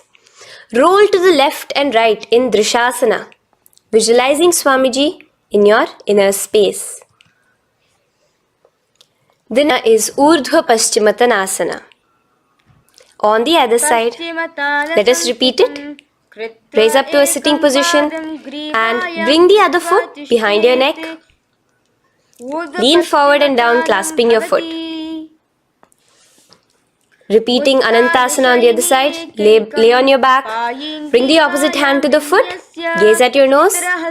And continuing to gaze at your nose, roll onto the elbow as we repeat Ankushasana on the other side. Now, you can release your foot and try to remain in the same position without removing the leg from behind your neck as you bring the other leg too to cross behind your neck with both your legs behind your head. Laying on your back, bring both your hands to clasp behind your back. Gaze to your nose, visualizing Swamiji in your inner space in Yoga Nidrasana. As we enter into Atma Ramasana, in the same position you can uncross your hands from behind your back. Bring it up, continuing to keep it underneath the legs. Just clasp it behind your neck. So you can bring your legs out from behind your neck. Just let your hands interlace behind your neck, gazing to your nose, visualizing the Atma Rama, Bhagavan Mahavishnu within you as your soul blessing you, as you gaze at your nose in Atma Ramasana. Now, you can release your hands and legs. Continue to lay on your back as we enter into Kochikasana. Bring your knees to your chest with the soles facing upwards. Extend your arms sideways as you gaze towards your third eye, visualizing Swamiji in your inner space. Now, from Kochikasana, keep your arms reached out to the sides at shoulder level. As we enter into Jatara Parivritti 1, keep one knee bent, twist it and bring it to the ground on the opposite side with the other leg extended straight. In Jatara Parivritti 2, keep both the knees bent to one side. And in Jatara Parivritti 3, keep both the legs straight to one side. Throughout this, keep your head looking in the opposite direction. And let us repeat this on the other side. You can bring your knees back to your chest. Let your legs out, go to the other side and do Jatara Parivritti 1, 2 and 3. The next asana is Dvipada Pitham. So now from Jatara Parivritti you can bring your feet down, lay on your back with your knees pointed upwards, feet flat on the ground. Extend your hands holding your ankles. And lift your hips up. Engage the Jalandhara Bandha automatically as you raise your hips up. Gaze at your nose, visualizing yourself as a bridge in Dvipada Pitham. Now in Paryankasana, so you can lay back onto the ground and place your feet flat. Bring your arms over your head, placing the hands flat near your shoulders with the fingers pointing towards the feet. Lift your entire body up and off the ground in Paryankasana as you visualize yourself as sturdy as stone furniture. Lay back down slowly as you bring your hands out. Keep your knees to your chest here and your hands on the shoulders as we enter into Svottanasana. Visualize you're laying on your back as a playful dog. Move your hips in the circular motion. Do the Sahaja Kumbhaka. Now let us enter into Viparita Karani. First, bringing your arms out from behind your shoulders. Let your arms be extended by the side of your body. Use the strength of your arms, palms flat on the ground, to push your body, your upper body, your lower body off the mat. And keep your legs straight above you, extended. Move your legs around and around in Viparita Karani. Automatically the Jalandhara Bandha is engaged. Breathing during the Jalandhara Bandha is the Murcha Kumbhaka.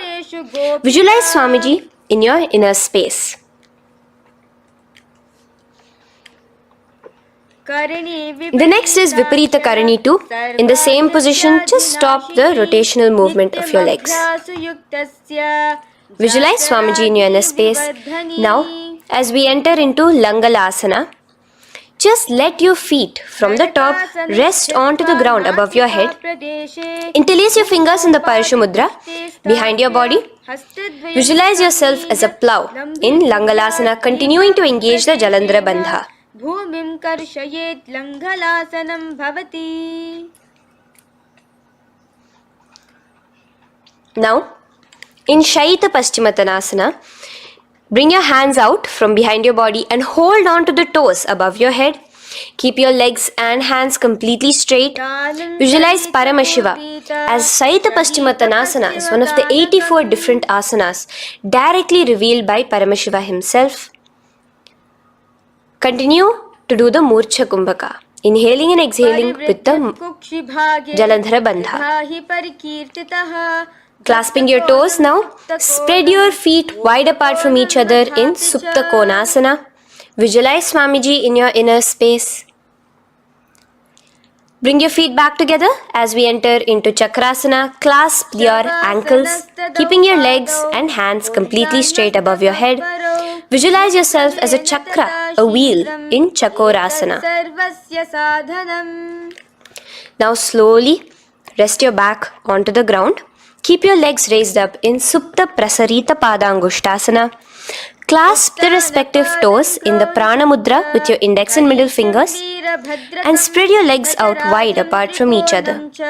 Visualizing Swamiji in your inner space, restart the Ujjayi Kumbhaka where you're inhaling and exhaling, making the sound of an ocean. Bring your feet together in Supta Padangushtasana in the same position, continuing to visualize Swamiji in your inner space.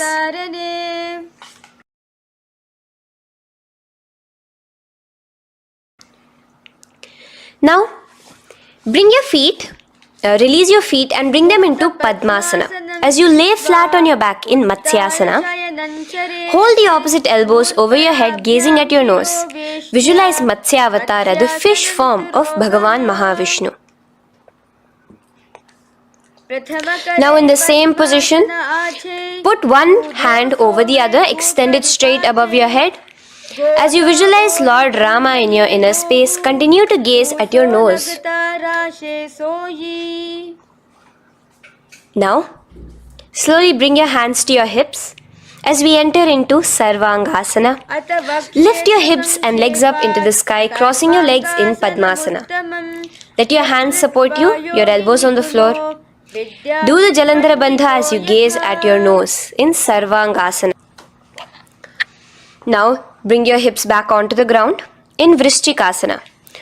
So, in the Padmasana, just remove one foot alone. Keep one foot on the opposite knee as you pull the knee towards your face. Let your hands stretch out above your head, hooking forward as you raise your upper back off the ground, visualizing yourself as a scorpion in Vrishchikasana, gazing at your third eye. Do the Jalandhara Bandha, tucking in your chin to the chest. Now just switch your legs around as we repeat Vrishchikasana on the other side. Continuing to visualize yourself as a scorpion, gaze at your third eye. The next asana is Vrishapada Kshepasana. So come now to a complete flat position on your mat. Come down to a complete lying down position and interlace your fingers around your neck.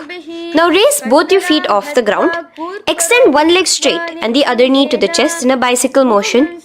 Alternate between extending and raising the knee again and again, bringing your opposite elbows to the respective knees. Visualize Swamiji in your inner space. Breathe in and out in the Sahaja. From Vrishapada Kshepasana, now lay flat onto the ground with your hands by your side as we enter into Marottanasana, where you will be lifting your legs one by one, touching the ears with your knees. Visualize Swamiji in your inner space. संस्पृशेत् मारोतनं The next asana भवति. is Vrikasana. Now what you'll be doing is laying on your back. Bring the soles of your feet flat onto the ground. Stand up completely and lay back down. Visualize yourself as a wolf in Vrikasana. Vrikasanam bhavati. Now come back to a seated position as we enter into Luthasana, where you are going to be quickly throwing your legs above your head as you roll over completely, finishing in a prone position. Do this a couple of times. Come forward, roll over. Come forward and roll over again. Visualize Swamiji, the supreme point of Hinduism, in your inner space. Now, take a moment to relax. Lay on your belly with your toes extended in Sarathasana. Keep your hands onto the ground by your shoulders. Now here, contract your lips and make a sound like a flute, whistling while inhaling. Visualize yourself as a ratha, as a chariot carrying warriors into battle for dharma on your back. Now from Sarathasana, let us enter into Dehalyullanghanasana. So place your palms on the ground and bring yourself to a plank position. Jump your leg forward and back between your arms, visualizing Swamiji in your inner space. Jump forward now. When your legs are between your hands, stand tall. Holding your toes with your hands, walk back and forth. Visualize yourself as a wise 60-year-old elephant in Jatyasana. Now come to a standing position. The next is a beautiful Karana, the Lolitika Karana. So keep your knees bent, feet pointing outwards again in the Aramandi position. Bend your elbows, keeping your hands at the chest level. Now swiftly move your arms across the body, bringing it back to the center and tilt your head back. Opening your chest up towards the sky, move your head in all the directions. Now stand back straight as we enter into Sarpasana. So stand erect like a rod with your arms by your side, hands touching the thighs. Visualize Devi, Kundalini, raising up and curling upwards around your body in Sarpasana. The next asana is Ushtra Sadanasana. Lean forward and down, standing on top of your palms. Begin to move and walk like a camel, visualizing yourself as a camel.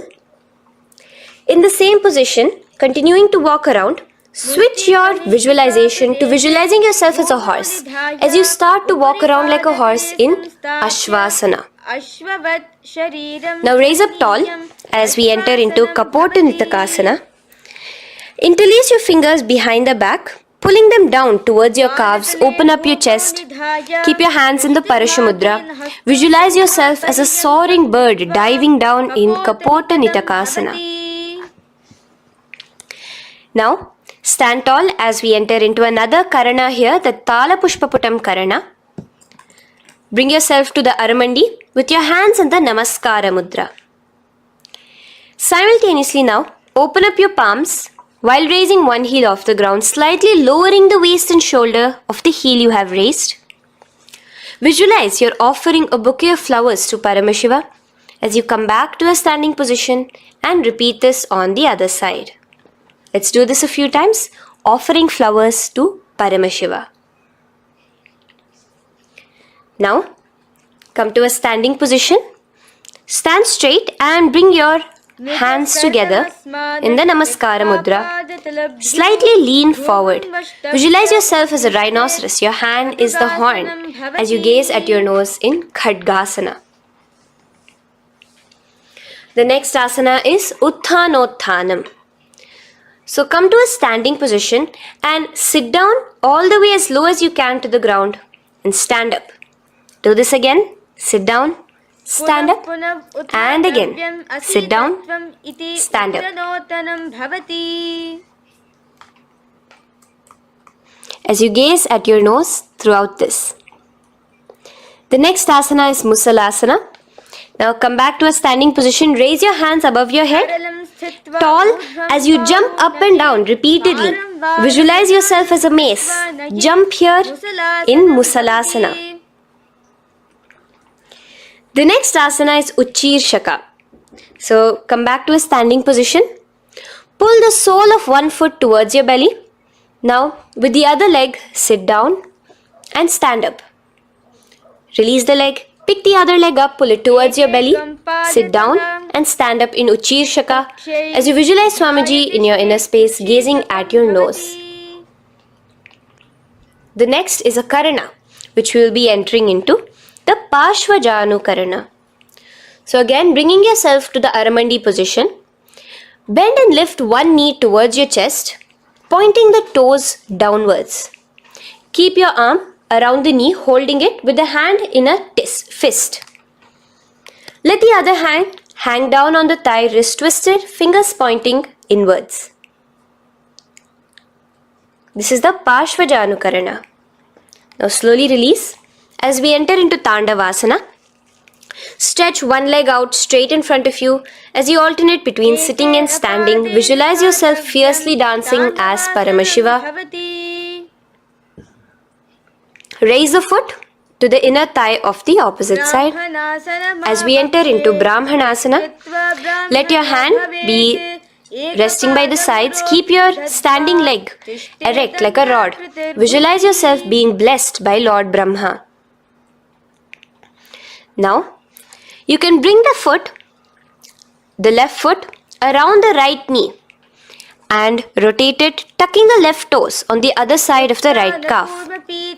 Simultaneously cross your left arm below the right, bring your palms together in the Namaskara Mudra. Visualize yourself as Lord Garuda in Garudasana 3. Now slowly uncross your legs and hands as we enter into Ekapadasana, coming to a standing position. On the right leg, bring your left foot to the opposite thigh with your hands relaxed by the knees. Now take a hold of the raised foot with your hand in the Prana Mudra.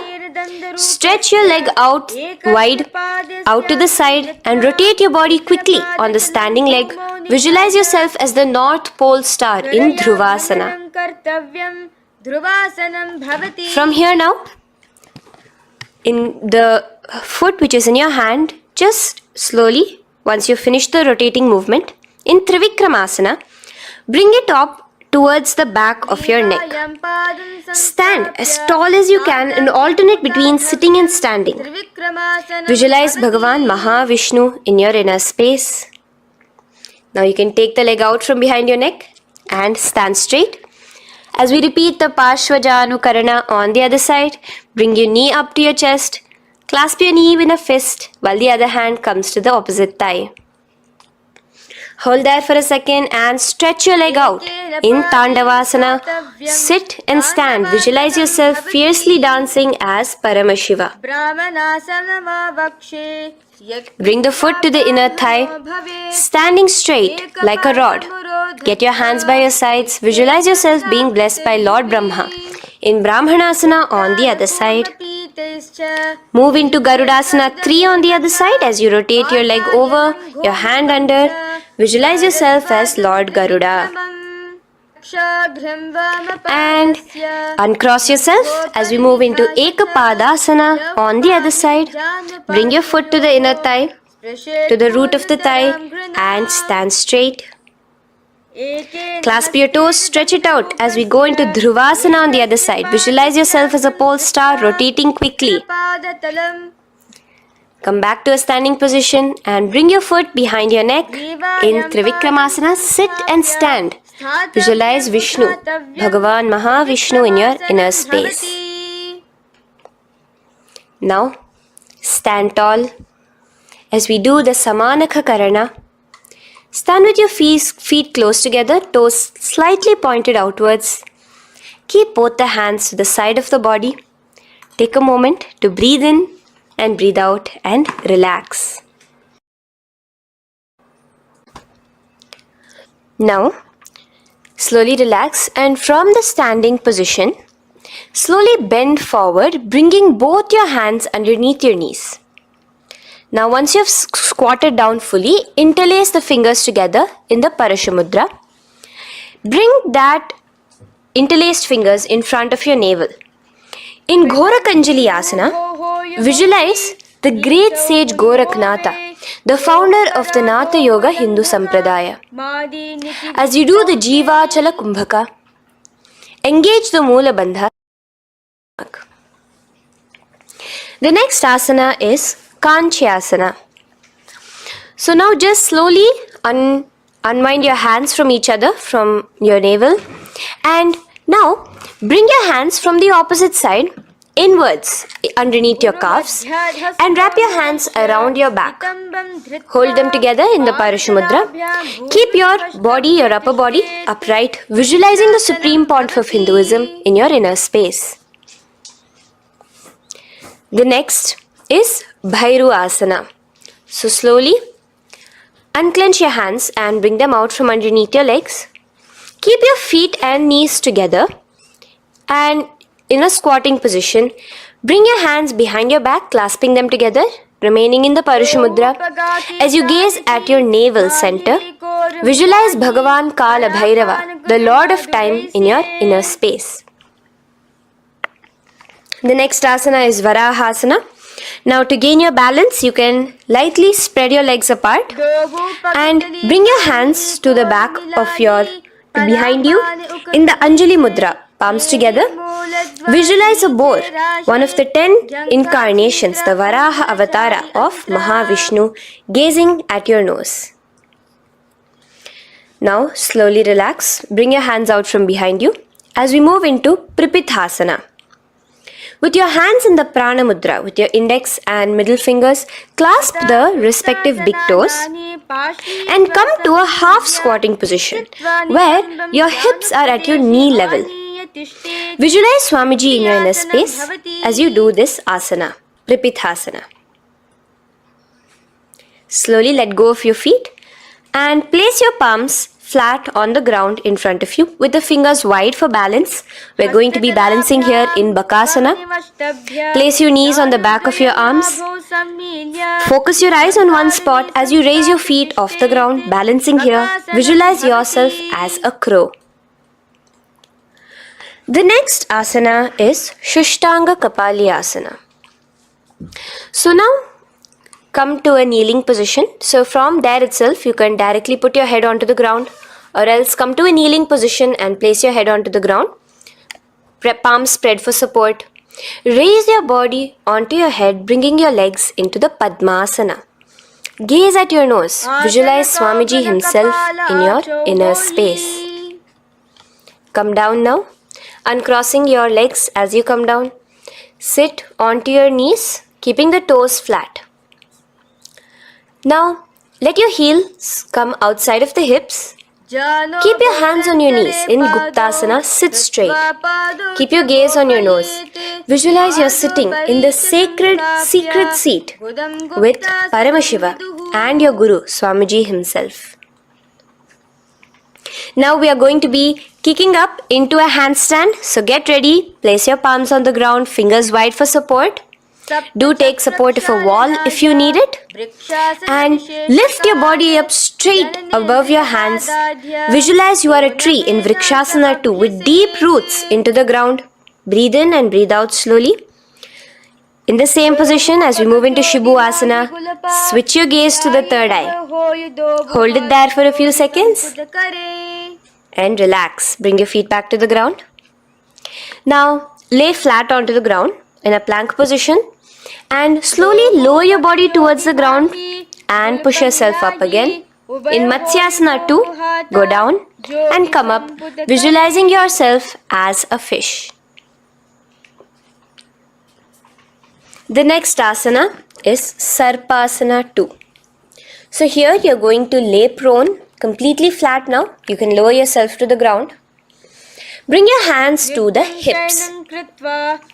Extend your legs together and point your toes backwards. Lift your chest up and move left to right. You're moving like a snake while visualizing yourself as a snake in Sarpasana 2. Relax slowly, bringing your chest back to the ground. Now, keep your feet together, pointing backwards. As you bring your elbows onto the ground, rest your upper body on your elbows. Bring your hands together in the Padma Mudra with your little fingers and thumbs together and rest your chin on your hands. Niralambanasana, where feeling yourself completely supported, knowing that Swamiji is there in your life. Now, slowly relax, place your palms on the ground beside your chest and push yourself up, your hands straight up completely. As you bend your knees, bringing your feet to touch the top of your head. Lean your neck back, touching your head with your tip of your toes. See yourself, visualize yourself as an umbrella, protecting your Guru from the sun's rays in Chhatrasana. Slowly relax, you can bring your feet down. As we move into Vajrasana, just push your body back and sit on top of your knees, with the heels flat on the ground. Now stretch your arms in front of you with the palms facing downwards. Place your forehead on the mat. Visualize you are the weapon of Indra, the Vajra, symbolizing indestructibility as you gaze at your nose. As we enter into Meshasana, raise yourself into the same Gajasana position on your hands and legs with your hips pointed upwards and alternate striking the ground with the opposite hands. Experience yourself, visualize yourself as a powerful ram as you alternate striking the ground in Meshasana. Now stop striking the ground, bring your palms down again. As we move into Ajasana, kick your legs off the ground and lower your forehead to the mat. Let's do it again. Kick your legs off the mat. Lower your forehead to the ground. You are unborn, existing for all of eternity in Ajasana. Now, come to a seated position as we move into Dhanantara Asana. Sit on your heel with your legs together. Pull your toes underneath you. As you bring your hands top of the knees, gaze at your nose, visualize Swamiji in your inner space. Here, do the Ujjayi Pranayama, inhaling and exhaling like an ocean, Dhanantara Asana. From Dhanantara Asana, now interlace your fingers in front of you and then behind you. Stretch your arms towards all the sides, backwards, forwards. Giving a massage to the various different joints and muscles in your body. Lean forward, get up again. Continuing to visualize Swamiji in your inner space. Relax your hands and now take your respective heels and point them outwards, outside the side of your hips. Keep your hands on your knees with your thighs and knees resting on the ground, spine straight. Visualize yourself as Lord Garuda in Garudasana 4. You have Mahavishnu and Mahalakshmi on your back as you are flying. The next asana is Ananda Mandirasana. Now you can continue to remain in the same position. You can bring your feet pointing inwards. Use your hands to clasp underneath your ankle. Make sure your knees are spread out wide. Gaze at the third eye. Visualize residing in the blissful space of a temple. You are in a temple in Ananda Mandirasana. Now, as we move into Mandukasana, keep your knees wide and sit on top of your ankles. Your hands underneath your knees. Gaze to your nose. Visualize yourself as a frog. Suck in your stomach in the Udyana Bandha and remember to do the Manduki Mudra, your tongue, your frog-like tongue, catching the nectar dripping from the Sahasrara Chakra in Mandukasana 2. Now, as we move into Narasimhasana, tuck your toes in and sit on top of the heels. Place your palms on the ground, spread your fingers wide and spread your knees apart onto the ground too. Gaze towards your nose, stick out your tongue and exhale forcefully, visualizing the Narasimha Avatara, the form of Mahavishnu as a half lion and half man. Now just raise up, bring your hands off the ground. Here we'll be doing a new pranayama, which is the Bhishaka pranayama. as we enter into Bhishrakasana. So continue to keep your knees and feet on the floor. As you bring your hand up to your face, make a hollow of your palms and place it over the mouth. Keep your thumbs under your teeth and close your lips. Gaze to your nose. Inhale through your left nostril, exhaling through the mouth. Gaze at your nose again. Visualize yourself as Devi, presiding over any and all minuscule fears you may have within you. Now moving back into the Ujjayi Pranayama, let us do Makadasana. So you can take your hands off your face and slowly remaining in the same position, bring it to your armpits. Bring your fingers to your armpits. Imitate as if a monkey is scratching. As you gaze to your third eye, visualize yourself as a playful monkey in Makadasana. From Makadasana, let's move into Vajra Sangharasana. So you can slowly lift your knees off the ground, just balancing on your toes, sitting on the heels. Bring your hands behind your back and clasp the opposite elbows. Gaze to your nose, embody a diamond. Visualize yourself as a diamond-like strength for yourself and your Sangha. The next asana is Khanjanasana. So now you can uncross your hands, rest on top of the heels with your knees on the ground. Keep the toes down, ankles crossed behind.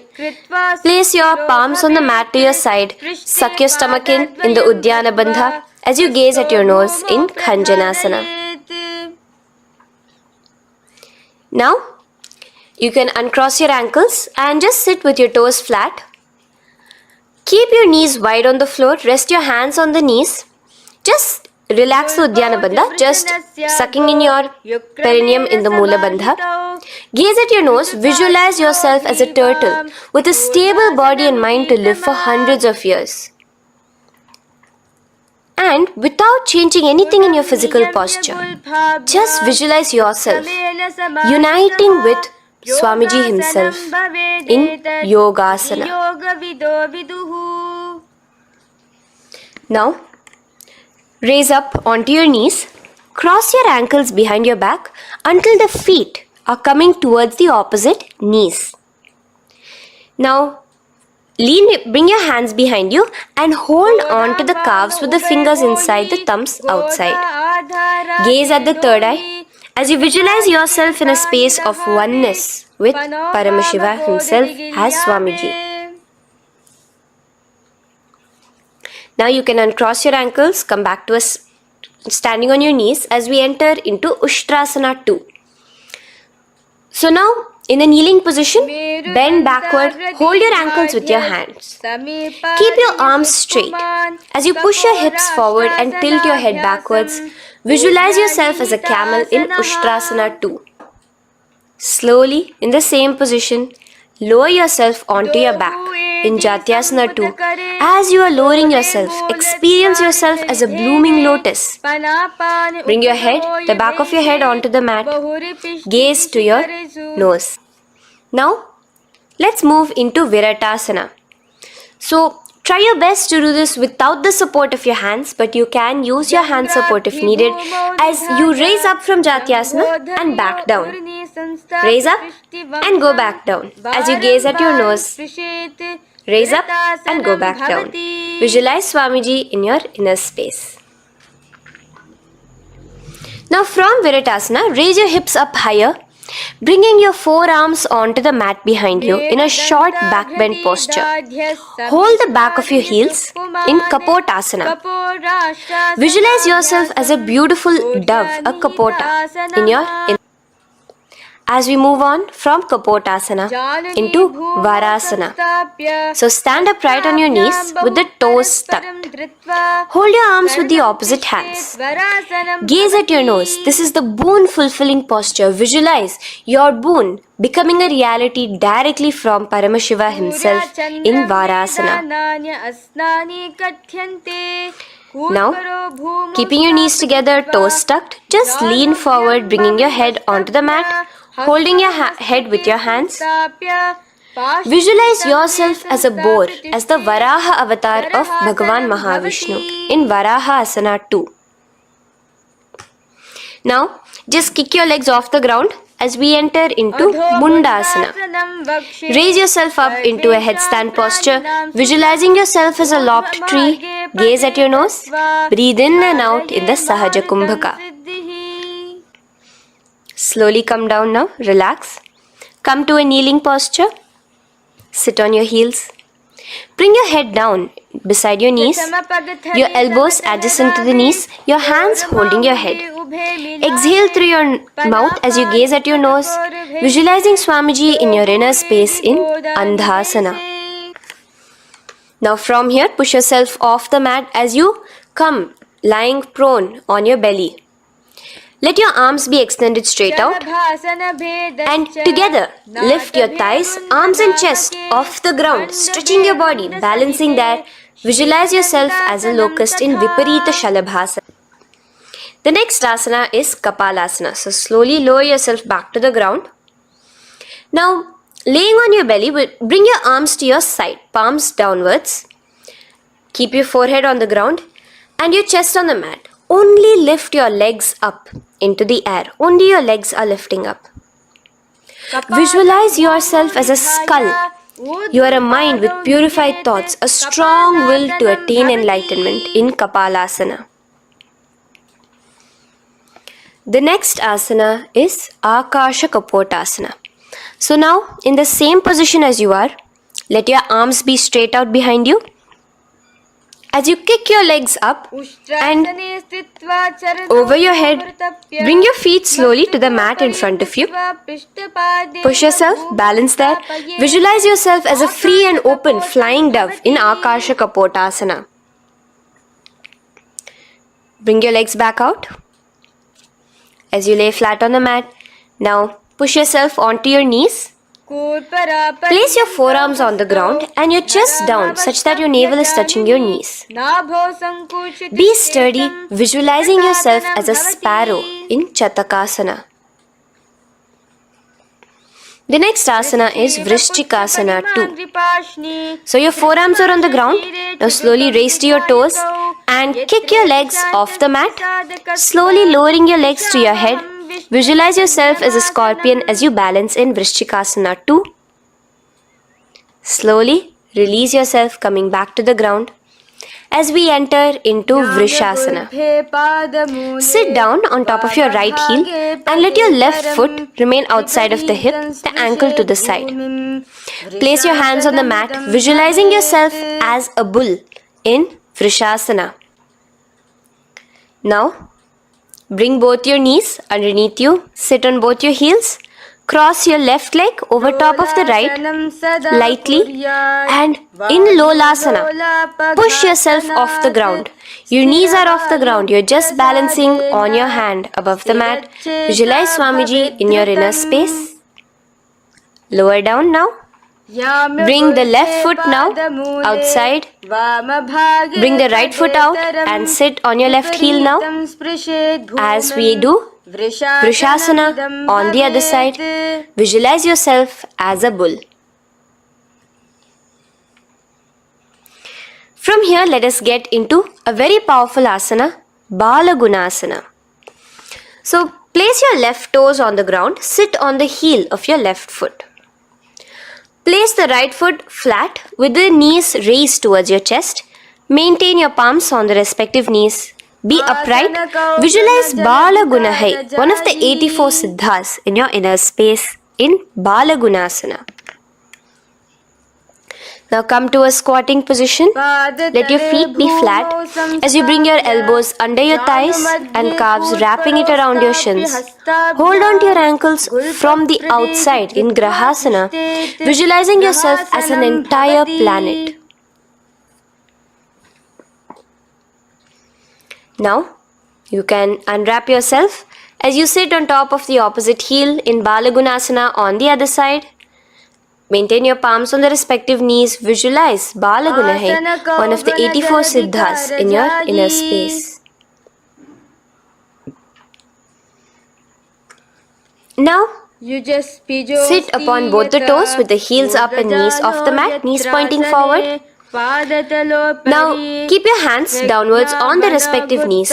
Keep your spine upright as you visualize Swamiji in your inner space in Utkatasana.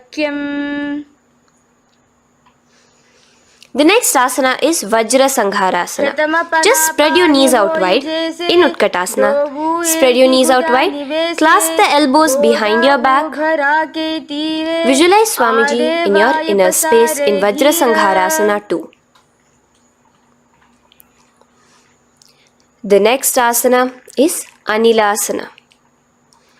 Now, sit with your feet hip width apart. Bring your hands under the soles of your feet from inside. Your palms facing downwards. Step onto your hands. Keep your arms straight, elbows together at the navel. Gaze to your nose. Visualize yourself able to consume and live off of air alone in Anilasana. The next is Padukasana. So from Anilasana, you can release your hands. Place the back of your hands on the mat with your fingers facing upwards. With your fingers facing towards your body, palms upwards. Step your feet on top of your hands and wrap your hands around your feet like a shoe. Walk around. Visualize you're wearing padukas, walking across the length and breadth of the world in Padukasana.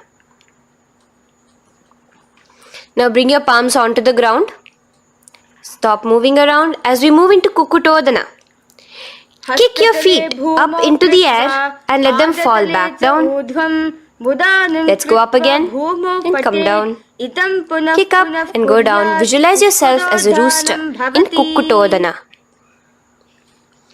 The next is Viparita Nrityasana. So as you're kicking yourself up, you can go up into a complete handstand posture, which is Viparita Nrityasana. Do take support if needed. And move around on your two hands as if you are dancing in Viparita Nrityasana. Slowly come back down to a standing position. Lean forward and let your feet be slightly apart from each other. Bring one palm down on the mat with the arms straight. Bring the opposite hand to your head and be stable in Kunjarasana. Now just put that hand down as you bring the other hand to your head, repeating Kunjarasana on the other side. Be stable here. Now you can squat back down onto the ground. Keep your feet flat. Hold your respective ankles and lift your feet off the ground in Kadambasana. Visualize yourself as a Kadamba tree, a pious tree that promotes a long life. The next asana is Pavana Muktasana. Now sit back down onto the ground. Bring your knees towards your chest. Let your hands wrap around your knees. Hold it close to your body. Visualize all the excess vata, air, just balancing and releasing in your system in Pavana Muktasana. Now, let us move into Chakorasana. So first stretch your legs out in front of you. Bring one leg behind your head. Now place both hands on the ground and lift your body off the ground while lifting the other leg too, up straight. Visualize yourself as a powerful source of energy. Gaze at your third eye in Chakorasana. Slowly relax back down. Now hold your left toes with the left hand, index and middle fingers. Pull the foot to the left ear. We are entering into Dhanurasana 2. Extend your right leg out, keeping straight. Hold the big toe with your right hand. Visualize yourself as a bow in Dhanurasana 2. The next is Ashtavakrasana. So lift your left leg over top of the left shoulder. After releasing your hands, bring the right foot across and hook it on top of the left foot. Lean forward and down. Keep your palms onto the ground. Extend your legs out to the left. Lift your head up and chest. You're completely balancing only on your hands as you visualize yourself as a flying crane in Ashtavakrasana. Now slowly relax down. From here, bring your right foot to the left thigh and your left foot flat onto the ground. Knees raised up. Have your left shoulder underneath the respective leg and place your hands flat on the ground. Gaze towards your third eye. Visualize you are immortal, able to exist solely from prana alone in pranasana. From here, moving into Parshva Matsyendrasana. Place your right foot at the root of the left thigh. Then the left leg by the side of the right knee. Hold the left leg by the right hand. Twist your body out. Remain steady here, gazing at the third eye. Visualize Matsyendranatha, the great Rishi Yogi, master of Hatha Yoga, in your inner space. Now slowly unwind yourselves. As we repeat Chakorasana on the other side, lift the other leg behind your head. Place both your hands on the ground and keep your entire body off the ground straight up. Gaze at your third eye, visualizing yourself as a powerful source of energy. Now relax back onto the ground. Let's repeat Dhanurasana 2 on the other side.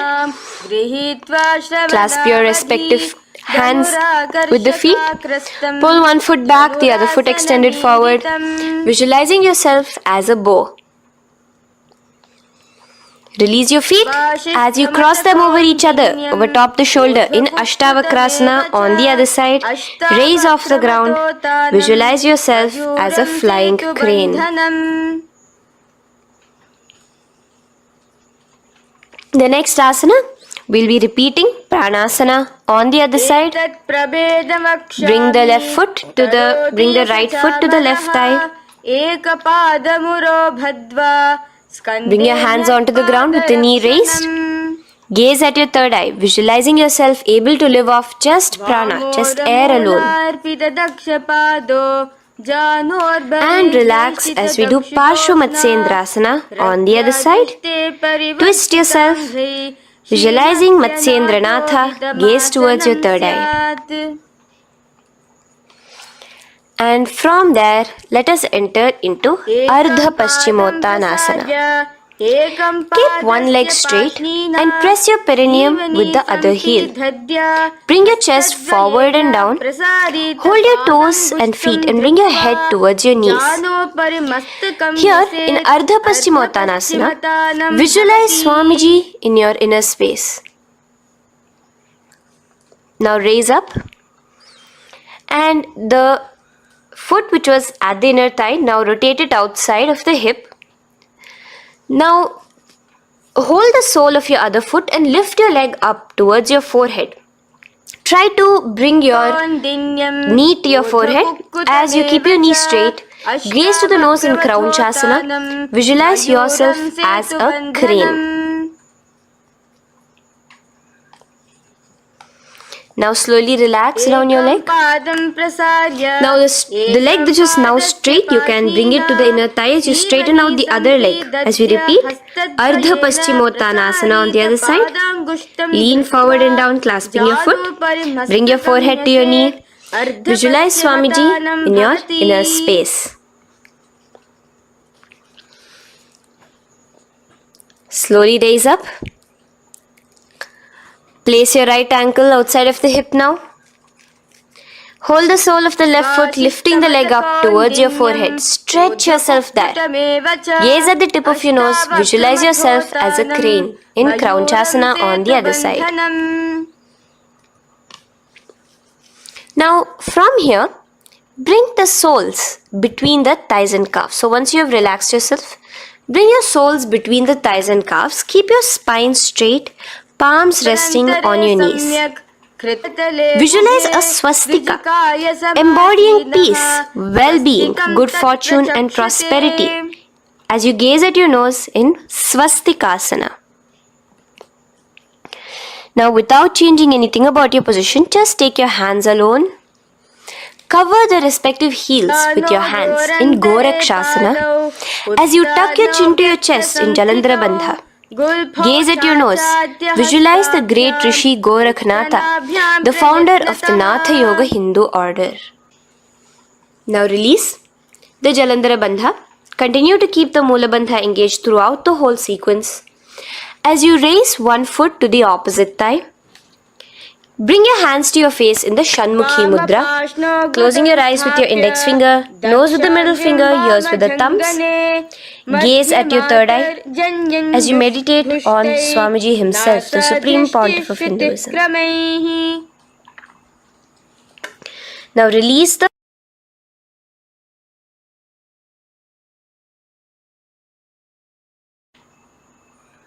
Shanmukhi Mudra. And in Yogasana 2, bring your legs into the Padmasana position over the opposite thighs. Keep your hands flat onto the ground beside your knees with the palms facing upwards. Sit straight, gaze at your nose. Here we'll be starting the Kakachanchu Kumbhaka, where your inhalation will be through your tongue wrapped like a pipe, and your exhalation will be through your nose.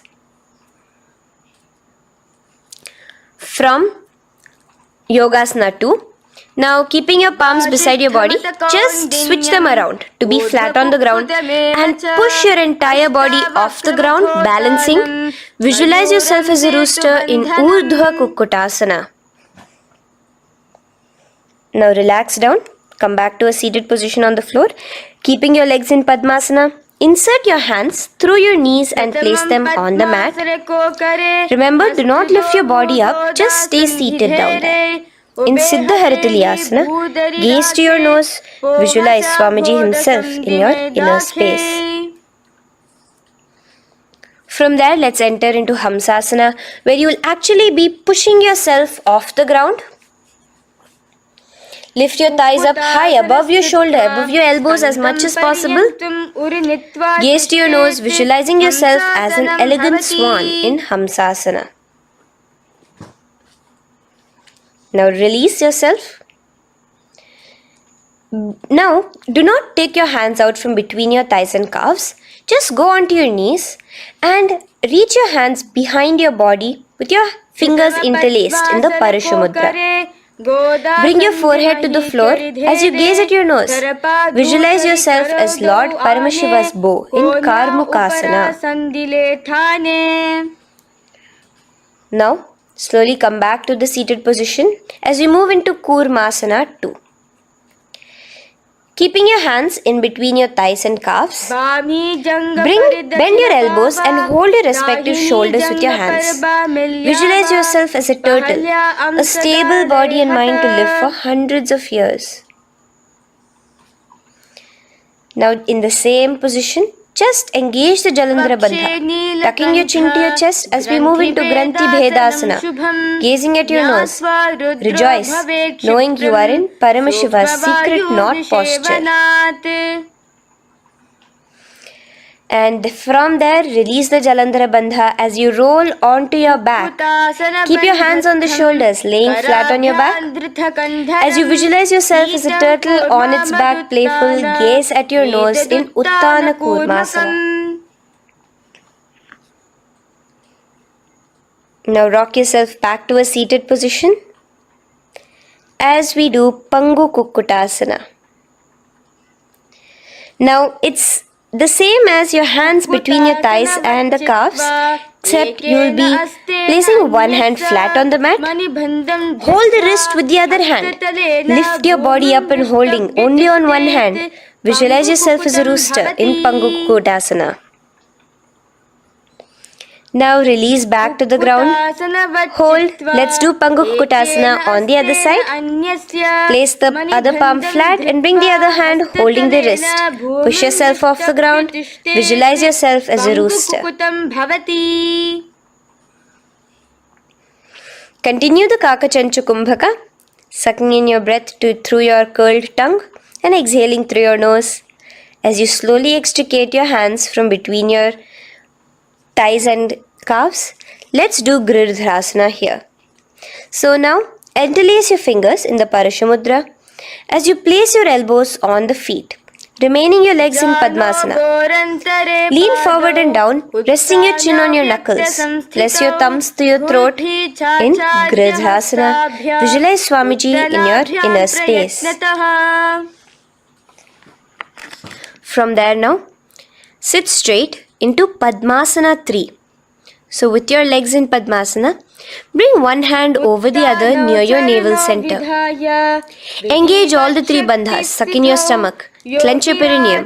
Tuck your chin to your chest. And gaze at your nose in Padmasana 3.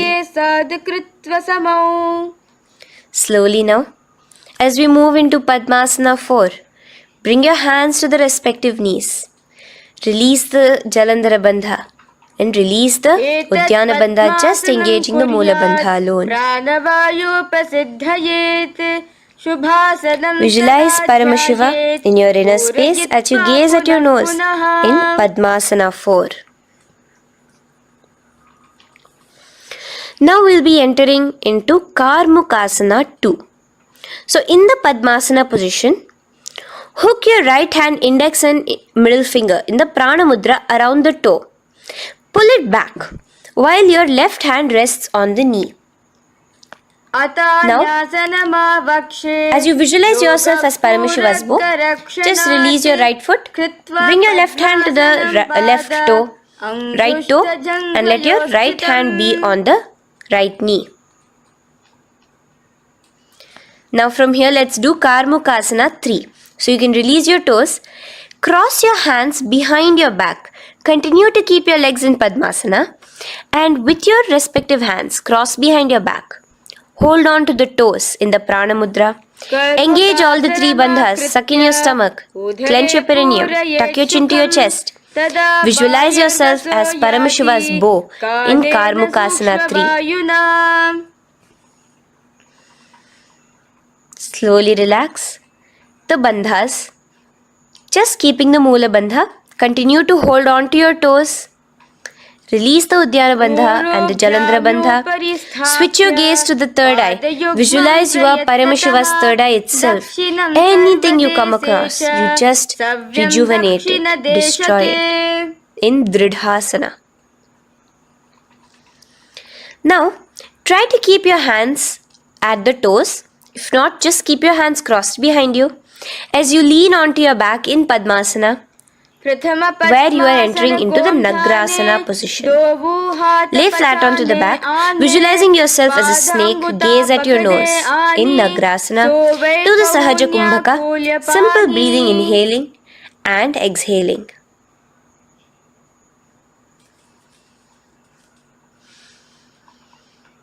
Now bring your knees to your chest. Let your hands wrap around your knees. Slowly uncross your Padmasana and bring your knees to your chest. Bring your hands to the Parashamudra, the fingers interlocked on top of your knees. As you pull your chin up to your knees, visualize yourself as a ball in Kandukasana. Now relax. Bring your feet onto the ground, the knees pointed upwards in Urdhva Pavanasana. As you interlace your fingers, bring the interlaced fingers behind your head. Laying down, gaze at your nose in Urdhva Pavanasana. The next asana is Marakata Pithasana. Now, from behind your head, take your hands out and clasp onto your feet. Just step lightly onto your palms. As you push your hips up into the sky, automatically engaging the Jalandhara Bandha. Visualize yourself as a powerful alpha ape in Marakata Pithasana. In the same position now, bring your hands to your hips as we enter into Uttanashiki Pitakasana. Let your weight rest on your elbows as you stretch your legs out straight. Gaze at the nose. Visualize Swamiji in your inner space. From there, continuing to rest on your elbows, kick your feet up high into the sky in Narakasana. Stretch your palms out behind you, flat on the ground. Balance there. Visualize yourself blissfully traveling through hell unscathed in Narakasana. Bring your hands to your hips now as we move into Tiryanaukasana.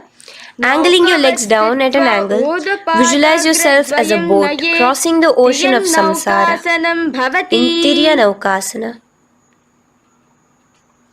Now from there, come back straight as we enter into Dhwajasana.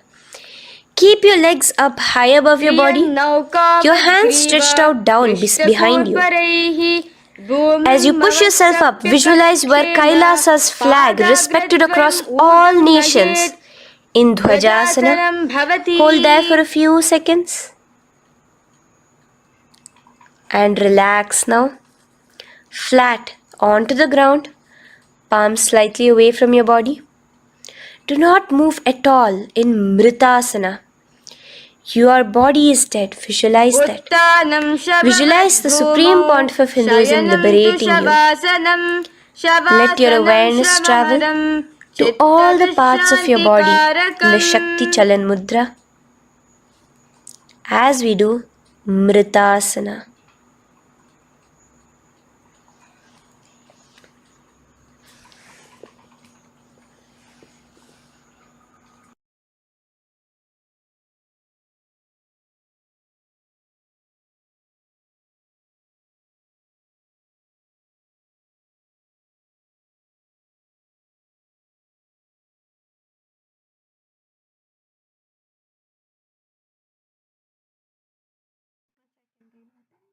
ॐ पूर्णमदः पूर्णमिदं पूर्णात् पूर्णमुदच्यते पूर्णस्य पूर्णमादाय पूर्णमेवावशिष्यते ॐ शान्ति शान्ति शान्तिः हरिः ॐ तत्सत् सर्वं भगवच्छ्री नित्यानन्द परमशिवपादुकार्पणमस्तु ॐ नित्यानन्दम्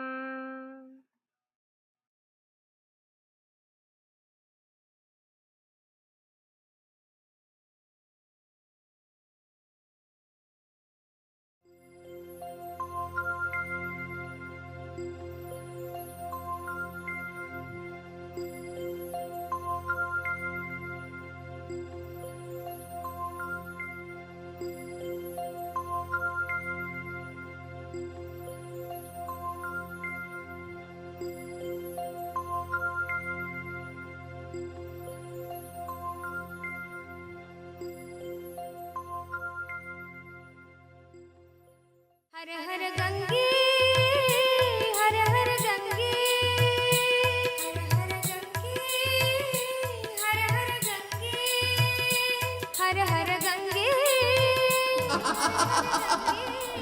गंगा अयम हे नटराजा हे नित्यानंदा हर हर हर हर गंगे हे नटराजा हे नित्यानंदा हर हर हर हर गंगे हे नटराजा हे नित्यानंदा हर हर हर हर गंगे हे नटराजा हे नित्यानंदा हर हर हर हर गंगे हर हर गंगे हर हर गंगे हर हर गंगे हर हर गंगे हर हर गंगे हर हर गंगे हर हर गंगे हर हर गंगे हे नटराजा हे नित्यानंदा हर हर हर हर गंगे हे नटराजा हे नित्यानंदा हर हर हर हर गंगे हे नटराजा हे नित्यानंदा हर हर हर हर गंगे हे नटराजा हे नित्यानंदा हर हर हर हर गंगे हर हर गंगे हर हर गंगे हर हर गंगे हर हर गंगे नित्यपुरीश्वरा जय गंगाधरा नित्यपुरीश्वरा जय गंगाधरा नित्यपुरीश्वरा जय गंगाधरा नित्यपुरीश्वरा जय गंगाधरा हर हर हर हर गंगे हर हर हर हर गंगे हर हर हर हर गंगे हर हर हर हर गंगे शंकरा शिव शंकरा शिव शंकर शंकर नित्या शंकरा शिव शंकरा शिव शंकर शंकर नित्या शंकरा शिव शंकरा शिव शंकर शंकर नित्या शंकरा शिव शंकरा शिव शंकर शंकर नित्या ಶಂಕರ ಶಿವ ಶಂಕರ ಶಿವ ಶಂಕರ ಶಂಕರ ನಿತ್ಯ ಶಂಕರ ಶಿವ ಶಂಕರ ಶಿವ ಶಂಕರ ಶಂಕರ ನಿತ್ಯ ಶಂಕರ ಶಿವ ಶಂಕರ ಶಿವ ಶಂಕರ ಶಂಕರ ನಿತ್ಯ ಶಂಕರ ಶಿವ ಶಂಕರ ಶಿವ ಶಂಕರ ಶಂಕರ ನಿತ್ಯ ಹರ ಹರ ಗಂಗೆ ಹರ ಹರ ಗಂಗೆ ಹರ ಹರ ಗಂಗೆ ಹರ ಹರ ಗಂಗೆ ಹರ ಹರ ಗಂಗೆ ಹರ ಹರ ಗಂಗೆ ಹರ ಹರ ಗಂಗೆ ಹರ ಹರ ಗಂಗೆ ಹೇ ನಟರಾಜ ಹೇ ನಿತ್ಯಾನಂದ ಹರ ಹರ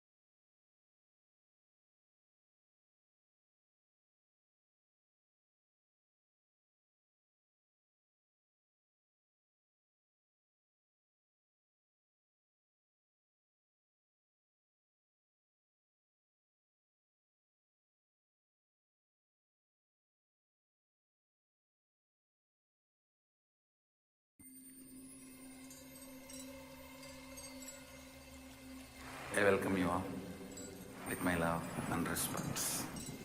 Let you all open all your three eyes. Om Nithyananda Paramashivoham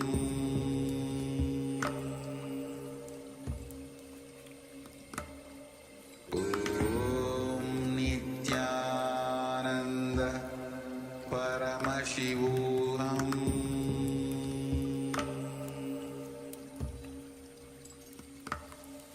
Om Nithyananda Paramashivoham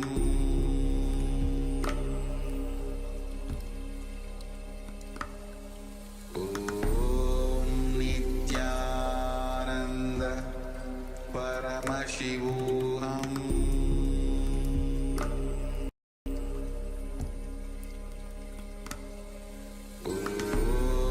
Nithyananda Paramashivoham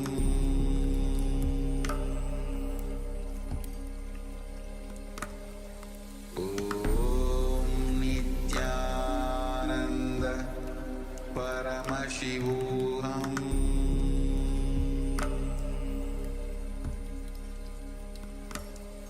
Om Nithyananda Paramashivoham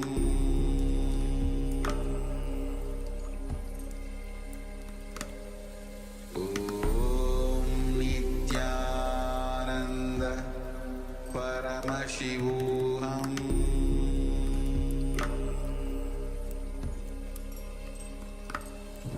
Om Nithyananda Paramashivoham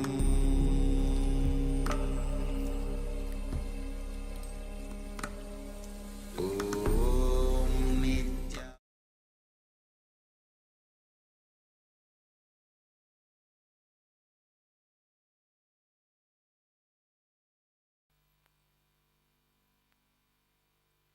Today's subject, karma. Please understand, this subject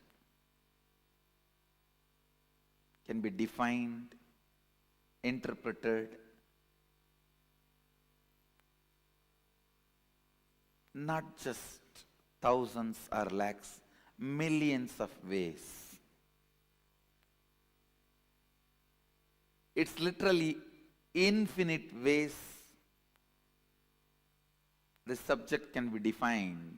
Of course, any sacred truth, any sacred secret can be defined in multiple ways.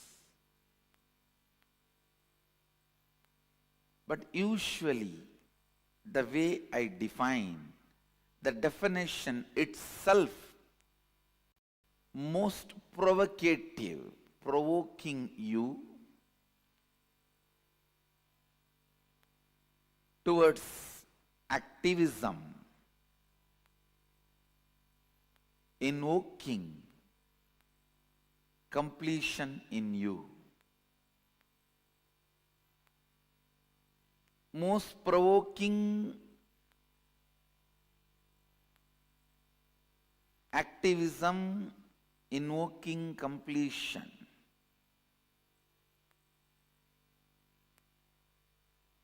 This is actually the definition of the way things should be defined.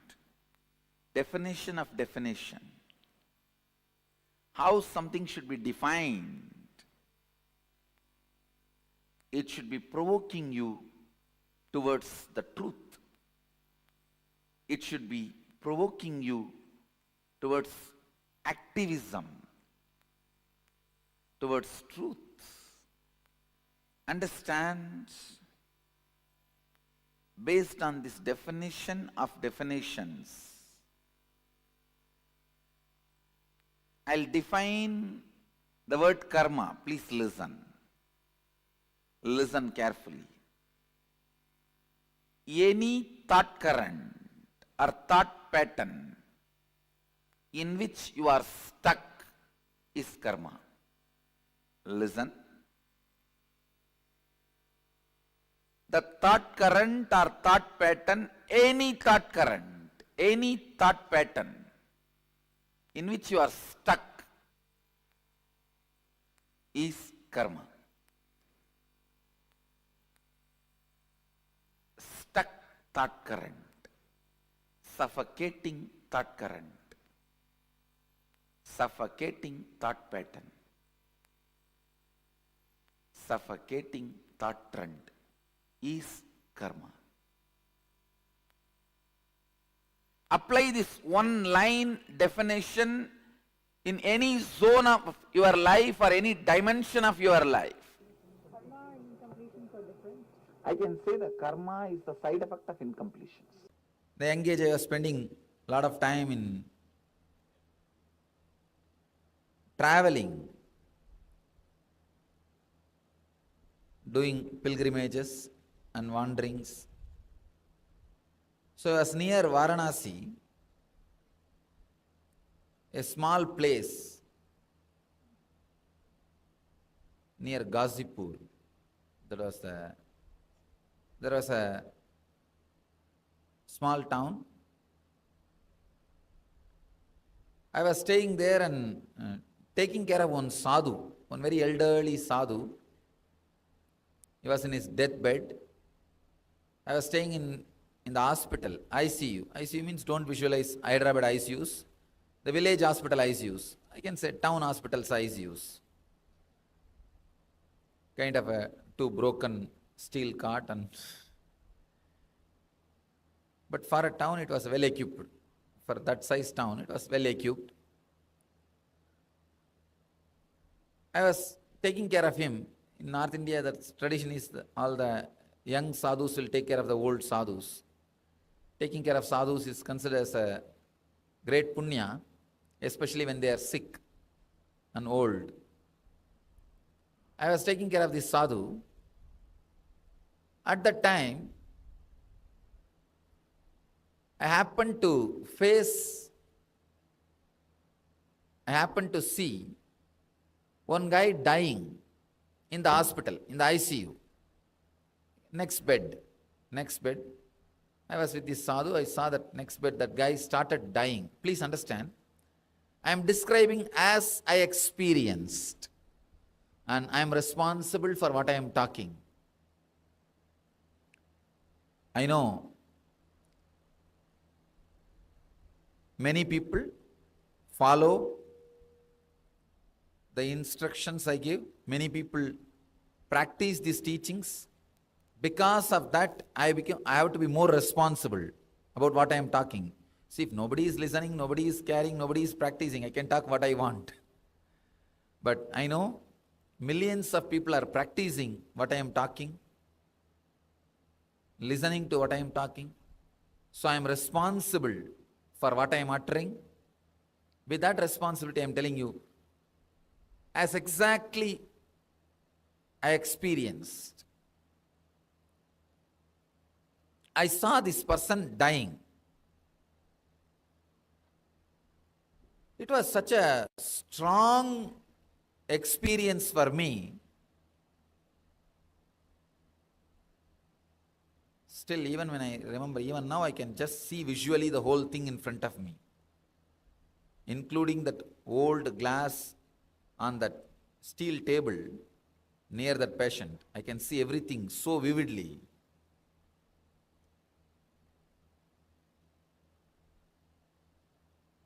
That guy he started dying.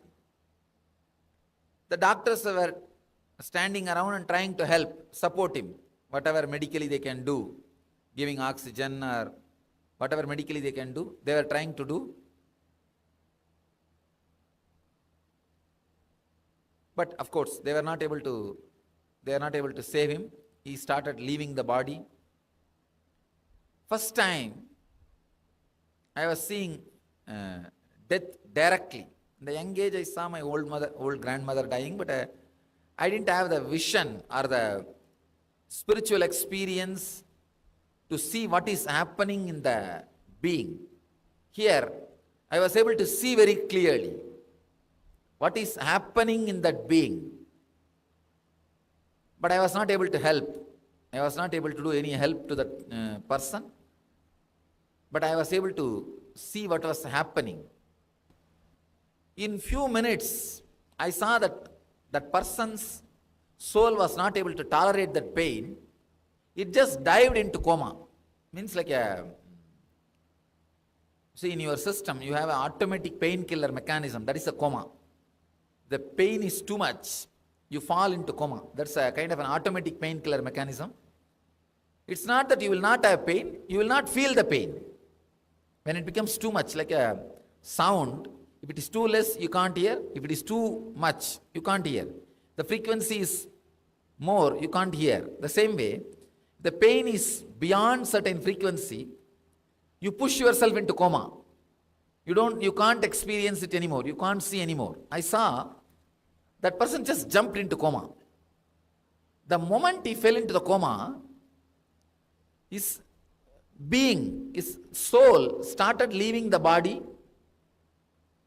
See, because he fell into the coma, all his old engrams, samskaras become alive, awakened. It's like when you fall into the dream state, all your desires will be awakened. Desire, fear, guilt, everything will be wildly playing on you. You can see very clearly. Sometime early morning, if you wake up, the moment you wake up, if you remember, just few moments before, because you are not aware of yourself, you are not aware of the self was not alive, individual, and clear, how your fears were possessing you. For example, if you had the dream like you are running, escaping from a snake or elephant, you can see very clearly, the moment you wake up, how the whole thing is empty, but when you are in that coma stage, how it was looking really like a reality, truth. I saw very clearly, same way, that soul dropping into that coma, and all the desires, unfulfilled desires, just become alive. See, when you don't have logic, the individual awareness, you will not see the difference between the dream state and waking state. That is why kids, till they develop the logic, if they feel hungry in the dream state, they will cry in the waking state. Whatever they experience in the dream state, they will feel in the waking state. They can't differentiate between the dream state and waking state. The dream, if they feel that somebody has beaten them or some problem, they will be crying in the waking state. They can't see the difference. If the logic is not sharp enough, if the individual awareness is not there, in Sanskrit we have a word, Pratyagatma Chaitanya Jakratam, means individual awareness. If that is not there, you will not have the difference between the dream and waking state. I saw in this person, please understand, through this story I am revealing some of the important truths related to death. And I am responsible for all the words I am uttering. I will answer all your questions related to the subject I am talking. Any doubt you have, you can note down and write a question. The next session I will answer.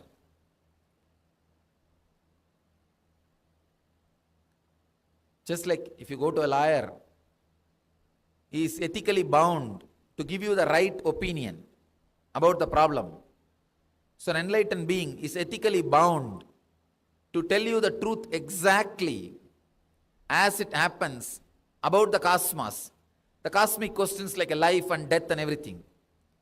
So, even if it was little shocking, even if it was little against your religious beliefs, your ideas, I am sorry about offending you, but what I am saying is truth. I am expressing it as it happened. Because the person fell into a coma, I saw very clearly all his desires become alive. Almost like the frequency of the desires is much more than frequency of his individual soul. So he is just kicked left and right by those desires. This guy has become just 4 feet and the desires are standing 20, 30 feet. Like a football is being played by those desires. They are kicking him left and right. Anyhow, it was a terrible suffering for that person. He felt very deeply depressed that he did not leave all these desires. He wants to stay back in the body and leave all those desires. But body is telling, no, I am tired. I can't host you anymore. Please get out. Body says, I am pushing you out. But the desires are so tall, so imposing, so influencing. The soul wants to stay back in the body and enjoy, but unable to. This fight, this conflict is what I call suffering, the death suffering. Understand?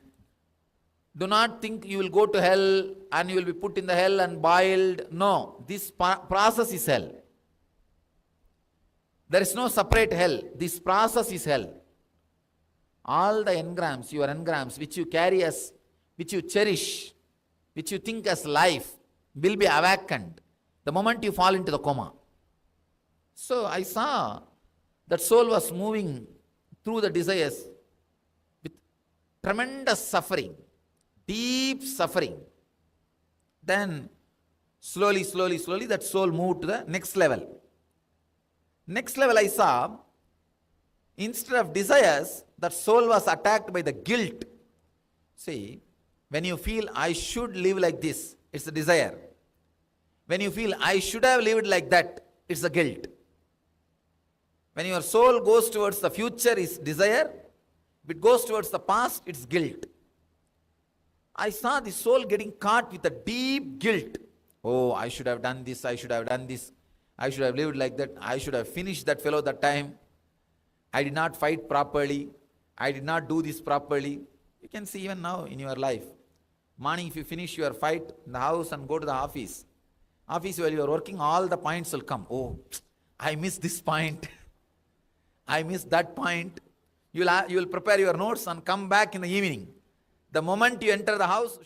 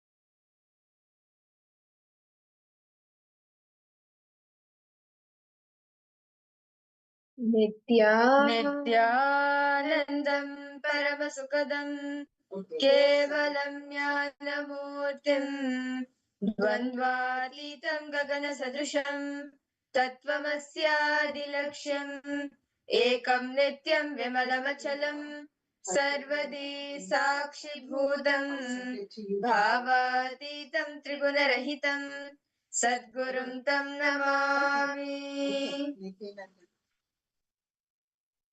Nithyanandam to all the participants. We welcome each and every one of you for the program today, for the Paramashivoham program today, where all of us, you will be seeing, all of us will be understanding how you can break free from the karmic cycle. Many of us may have questions. Why is this happening in my life? Why am I having these kind of situations? Why am I attracting these kind of people? Anything and everything that you are attracting, manifesting in your life due to karma, you can break free from that today. All of us will be understanding how we can come out of the bondage of karma, the karmic cycle that continuously goes on and on and on, binding us, making us take rebirths after rebirths just to fulfill the different desires that we have. And today, all of us will be having a karmic breakthrough. we all just had the Nithyananda Yoga, the Prathama Vinyasa Krama and the Dvitiya Vinyasa Krama, which is one thing that really helps in having a karmic breakthrough, because the desires that are there, like any unwanted, unnecessary toxins that is there, any unnecessary things which is there in your biomemory, muscle, that will literally get squeezed out of you during the Nityananda Yoga. And in the same space that all of us are in, after the Nityananda Yoga, we will now be entering into the power manifestation, starting our day with the power manifestation. Nityanandam, Ma Ashini, Ma Kaili Wong, Ma Siyavu, Ma Agora Rupini, Nityanandam to each and every one of you. And yes, can I request all the participants to bring your eye bands and or a cloth to tie your eyes? Let's all get started with the power manifestation. And as all the participants, as you bring your eye bands, let's also go through the pramanas. What does Paramashiva say about the power of third eye in the Agamans? Paramashiva beautifully says, Kapalantar manonyasa tishtan mili talochanaha kramena manasodadyat lakshaye lakshyamuttamam. Paramashiva says the meaning of this, what Paramashiva is saying, says by fixing the mind on the inner space within the crown center and sitting stably without any movement, having the eyes closed in succession. By that stability of the mind and inner space, through the power of the third eye, one directly sees the ultimate goal, Laksham, by having the vision beyond the sight. That reveals any object or place, attaining the space of oneness with the source, Paramashiva. And even in the, if you just look back a few years ago, about 5,000 years ago, the ancient rishis, our ancestors, they have shared the powers from their own experience. They have manifested the powers and made it as their experience so they can give the same experience for us. And the same way, Bhagavan Krishna also initiated Arjuna into this power of third eye. See, actually, if you see in the earlier days, and even see now, if you take today's day, the ability to be able to close your eyes and maybe do bow and arrow, or the ability to close your eyes and do any warfare or even any other thing, maybe aiming at something, all of that is these days something extraordinary. But many years ago, it was a lifestyle. Literally, each and every being will be able to see through their third eye. And Bhagavan Krishna initiated Arjuna into this power, just as even thousand others were initiated into this power by their gurus. So Bhagavan Krishna beautifully tells Arjuna, Natumam shakyase drashtum anenaiva swachakshusha divyam dadami te chakshuhu pashyame yogameshwaram. He initiates Arjuna into the power of third eye, into the divine third eye power, to behold Bhagavan Krishna's cosmic form, the opulence, the literally the entire Vishwarupa darshan of Bhagavan Krishna. To even witness it, you need only a third eye. With the naked eyes, you cannot see it. So Bhagavan Krishna initiates Arjuna into this power, so Arjuna can behold Bhagavan Krishna's cosmic form, the Vishwarupa darshan, and come out of all the delusion, the dilemma that he was going through. And the same way, in Swamiji's very own life, Swamiji beautifully shares his own experience of this power, where at the age of 10, as Swamiji went and sat on the Pavalkund rock, suddenly the 360-degree vision opened up for Swamiji. Swamiji was able to see everything on the right, left, above him, below him, everything Swamiji was able to see. He was able to see the ants, the people, the entire city, the trees, the birds. He could see everything just with his eyes closed. And that same experience is what Swamiji is giving us all now. So yes, that is what Swamiji is giving us now, and you, each and every one of you, are going to be manifesting that. Can I request all the participants to settle down with your eye bands? I still see a few of you are not on camera, and some of you haven't gotten your eye bands yet. Nithyanandam, Agora Rupini.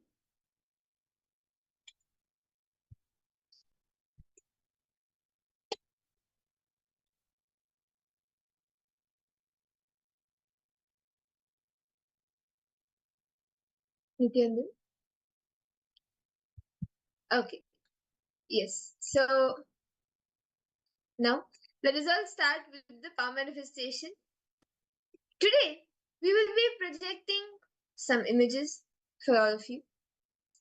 And through your third eye, you will be identifying what is the image, the color of the image, the components of the image, every single detail. Are all the participants ready? Ma Siawu, Kylie Wong, and even all the participants viewing on YouTube, Facebook, and other social media platforms. You can also head to paramashivaham.org and join us in the Zoom rooms as well.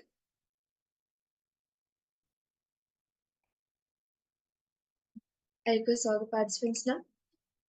Please sit straight. Connect to Swamiji intensely.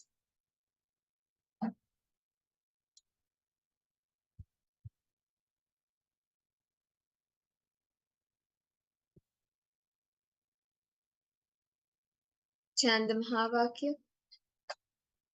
Om Nithyananda Paramashivoham. Om Nithyananda Paramashivoham.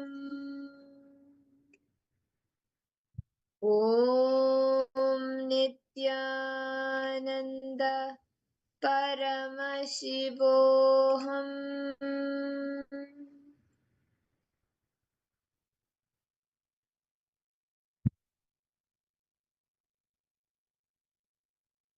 Intensely chant the Mahavakya. Connect to Swamiji.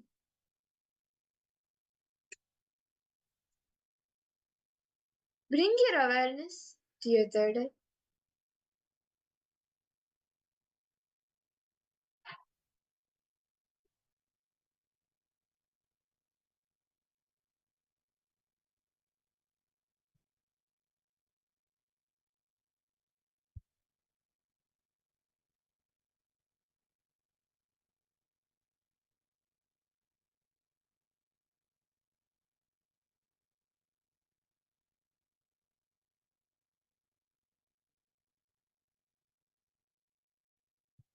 Just start seeing everything that is happening around.